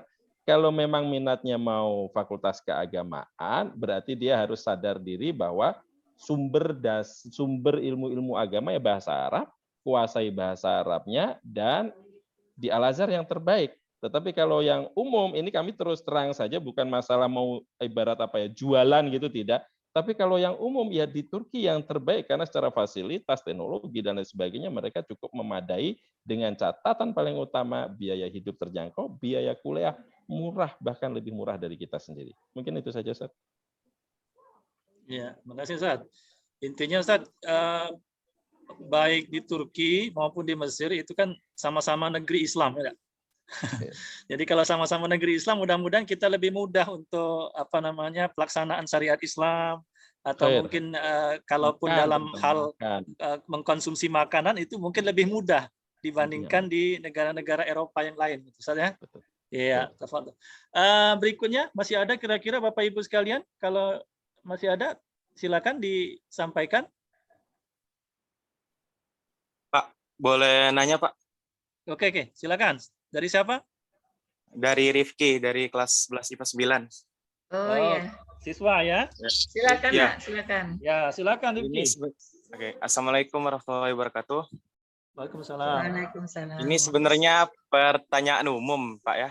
Ustadz, adakah itu tata tertib atau norma atau peraturan di Turki ataupun Al-Azhar yang menurut pengalaman Ustadz tersebut itu tidak biasa ataupun itu terlalu ketat begitu? Oke, mungkin itu saja, Ustadz. Ya. Yang lain? Ada lagi Pak, saya Pak. Ya, silakan Pak. Saya Pak. Ya. Ya, silakan. Saya dari Wali Santri Nabila Salsabila Azala, Ya. kelas 2 IPS 3. Saya mau tanyakan, adakah ini LPDP, ini kan untuk beasiswa LPDP itu ada kerjasama tidak dengan pihak ini Muntazah? Terima kasih, demikian Pak. Beasiswa Pak ya? Ya, LPDP Pak. Apa LPDP itu Pak? Itu kan biasa ada dari pemerintah itu kerjasama dengan LPDP. Kemenak juga kan ada itu. Kementerian Agama itu ada buka peluang LPDP kalau kita mau melanjutkan ke S1 atau S2 gitu. Terima kasih Pak. Ya. Satu lagi Pak. Ada lagi yang lain? Saya. Bapak Ibu. Saya Sotoris. Ya, silakan. Fadhol. Halo, assalamualaikum. Begini, Ustaz Sukri. Ustaz, Ya, dan tafadhol, juga Ibu Sukri. Kepala Sekolah. Ya. Saya sudah menyimak. Jadi intinya yang pertama, kapan ini kita mulai untuk proses bimbel ini, dan kedua saya sangat setuju sekali dikoordinir oleh MAN 3 kalau bisa kegiatan bimbelnya atau apapun namanya trainingnya itu ada di Kota Palembang. Yang ketiga, selain dari proses yang tadi sudah disampaikan, alangkah baiknya mungkin dari pihak MAN 3 memfasilitasi untuk proses psikologi, tes psikologi. Anak ini maunya kemana? Kadang memang dia bercita-cita, dia jurusan IPA, bercita-cita pengen ke arsitek, tapi ternyata dia cocoknya jadi ustadz gitu. Jadi ada tes psikologi sebelum ke bimbel. Jadi ketika sudah di bimbel, mereka sudah dibimbing dengan mudah, dan kesuksesan atau kelulusan itu bisa lebih maksimal. Saya kira itu mengenai biaya, kalau bagi kami tak jadi masalah. Yang penting kapan kita mulai, prosesnya nanti seperti apa, dan kalau bisa dikoordinir oleh MAN 3. Terima kasih. Assalamualaikum warahmatullahi wabarakatuh. Waalaikumsalam warahmatullahi wabarakatuh. Silakan Ustaz, kalau mau langsung dijawab. Baik Ustaz Afifi ataupun Muafi. Ya, mungkin bagi-bagi ya. Saya tadi pertanyaan dari anak siapa sih namanya, Rifki ya, terkait masalah Rifki ya. Adat budaya, betul, adat budaya, sesuatu yang mungkin biasa di tempat kami ternyata di sana betul-betul sangat tidak biasa, bahkan menjadi yang harus dihindari. Memang banyak, hanya jangan khawatir, biasanya nanti kayak di Mesir itu ada namanya PPMI. Itu organisasi induk Persatuan Pelajar Mahasiswa Indonesia, nanti membawahi organisasi kekeluargaan, alma mater, termasuk seperti kami, itu juga kita ada kekeluargaan di sana, ada organisasinya, ada markas besarnya, ada struktur ketua siapa segala macam. Setiap kali ada anak baru datang, kakaknya nanti yang akan membina, termasuk menjelaskan yang paling utama tadi kalau bahasa sederhananya adalah etika. Seperti contoh sederhananya, misalnya contoh merokok. Kalau merokok di tempat kita sambil jalan itu sesuatu yang biasa. Merokok di tempat umum seperti sesuatu yang biasa. Nah, di Mesir itu termasuk sangat aib kalau ada orang yang merokok sambil jalan. Nah, sementara kalau di kita mau ada kenduri pernikahan nggak peduli itu level tingkat atas menengah ya itu menjadi hal yang bisa. Ternyata di sana itu menjadi sangat aib sehingga kita terkadang yang kewalahan mengingatkan anak-anak karena itu mencoreng sekali. Itu mereka sampai tanya, kamu itu dari mana sih, negara kok nggak pernah belajar adab sampai begitu? Ya karena faktor di tempat kita diajari oleh bahkan mohon maaf tokoh masyarakat sendiri kalau merokok sambil jalan. Nah ini di salah satu tadi pertanyaannya mungkin seperti nanti cara berpakaian, sarung. Kalau sarung di kita ini kan gambaran tentang apa ya, santri ya, sarung. Ternyata di Mesir itu juga sedikit aib karena kalau di Mesir orang keluar pakai sarung itu mohon maaf itu orang yang habis berhubungan suami istri itu tandanya dia pakai sarung itu. Jadi hal-hal kayak begini nanti akan dengan sendirinya akan diketahui tentu setelah berada di negara tersebut. Begitu juga halnya dengan di Turki. Jadi tidak perlu itu menjadi satu hal yang perlu dipikirkan. Yang perlu dipersiapkan sekarang adalah kompetensi diri, pertama dari segi bahasa, kemudian kompetensi diri dari segi akademis, misalnya matematika, dan seterusnya tadi, sehingga ketika nanti pas waktunya lulus dari MAN 3, itu betul-betul siap, mau ke Turki kah, mau ke Al-Azhar kah, kompetensinya itu siap. Adapun hal-hal yang sifatnya adat, budaya, dan lain sebagainya, sambil berjalan, insya Allah nanti akan mudah dipelajari.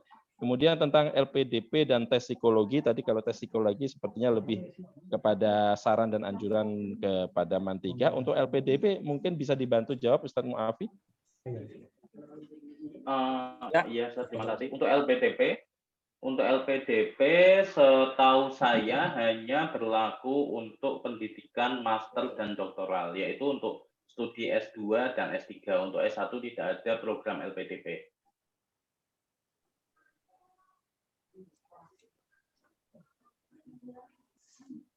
Mungkin ada tambahan dari Ibu? Ya. Ini tadi dari Pak Sukri, Bu. Ini beliau ini wali dari siswa kita di kelas keagamaan.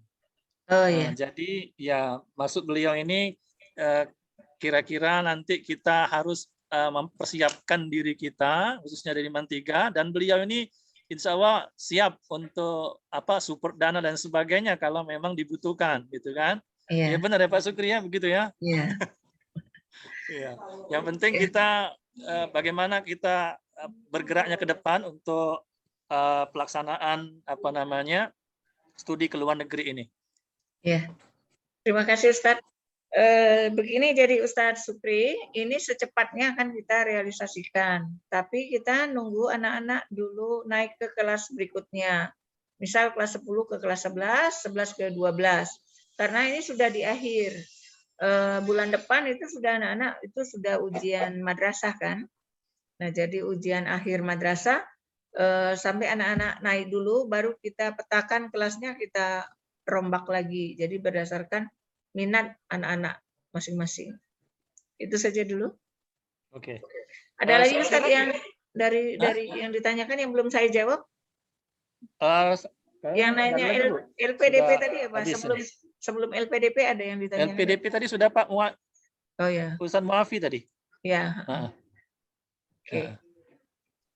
Saya kira itu dulu mungkin untuk pertemuan kali ini karena waktu sudah 11:27. Ya. Oh ya, ini Ustadz, sebentar Ustadz.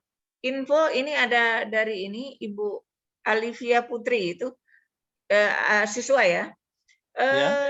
Berapa standar nilainya tadi Ustadz? Kalau untuk di luar FK, kalau FK tadi udah tahu 95. Nah, kalau yang di bawah itu, yang umum seluruh universitas bisa nerima itu berapa standar nilainya? Oh iya. Bisa saya share di sini. Seperti terlihat di layar, untuk tiap universitas standar nilainya beda-beda. Misalnya kita lihat di Psikologi angkara UNIF antara 85 hingga 90, ekonomi 80. Ini beberapa universitas dan filenya untuk standar nilai ini sudah saya upload di forum chat, bisa di-download di sana. Iya. Untuk tiap universitas ada memiliki standar nilai masing-masing. Kira-kira begitu. Oh iya, terima kasih Ustadz. Nanti bisa di-share Ustadz ya? Ya, udah Bisa saya di-share share ke di Mantiga grup Ustadz ya? chat. Iya. Oke. Oh iya, sudah. Oh iya Ustadz. Syukran Ustadz. Iya Bu. Sama-sama, Ustadz. Ya, jadi itu tadi untuk bahan kami. Kalau anak sudah dikelompokkan dan dia sudah memilih fakultasnya, kami tinggal mengawal nilainya, begitu Ustaz. Jadi nilainya diusahakan untuk bisa mengejar pada standar itu atau melewati itu, melampaui itu. Misal kalau saya lihat tadi ada yang 75, 85, mungkin kita harus melampaui jauh dari nilai-nilai itu.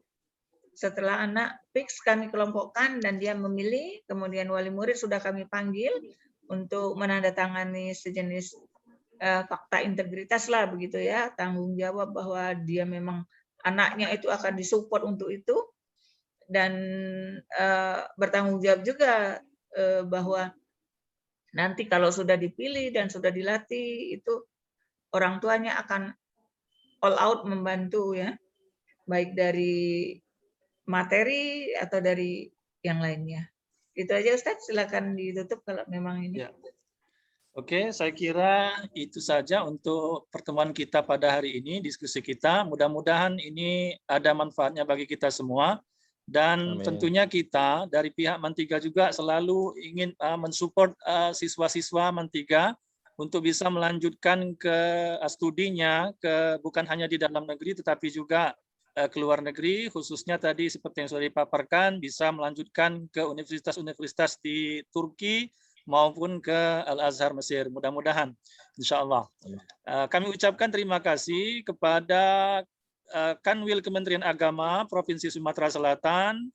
Kami ucapkan juga terima kasih kepada Ibu Kepala Mantiga yang sudah mensupport acara ini, dan juga kami ucapkan terima kasih yang sebesar-besarnya kepada Mumtazah Center, Ustadz Muhammad Afifi dengan Muafi Himam, ya.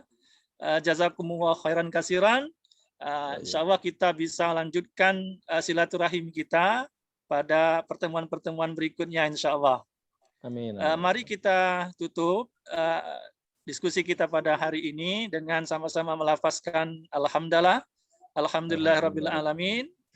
Subhanakallahumma bihamdika asyhadu an la ilaha illa anta astaghfiruka wa atubu ilaik. Assalamualaikum warahmatullahi wabarakatuh. Waalaikumsalam warahmatullahi wabarakatuh. Mohon maaf untuk peserta dimohon untuk mengisi absennya ya di sini. Ya. Terima kasih Ustaz Hafifi, Ustaz Muafi. Sama-sama Ibu, ditunggu silaturahimnya nanti. Ya, secepatnya kami agendakan. Iya, amin. Assalamualaikum warahmatullahi wabarakatuh. Waalaikumsalam warahmatullahi wabarakatuh. Oh, mantap. Oh. Ini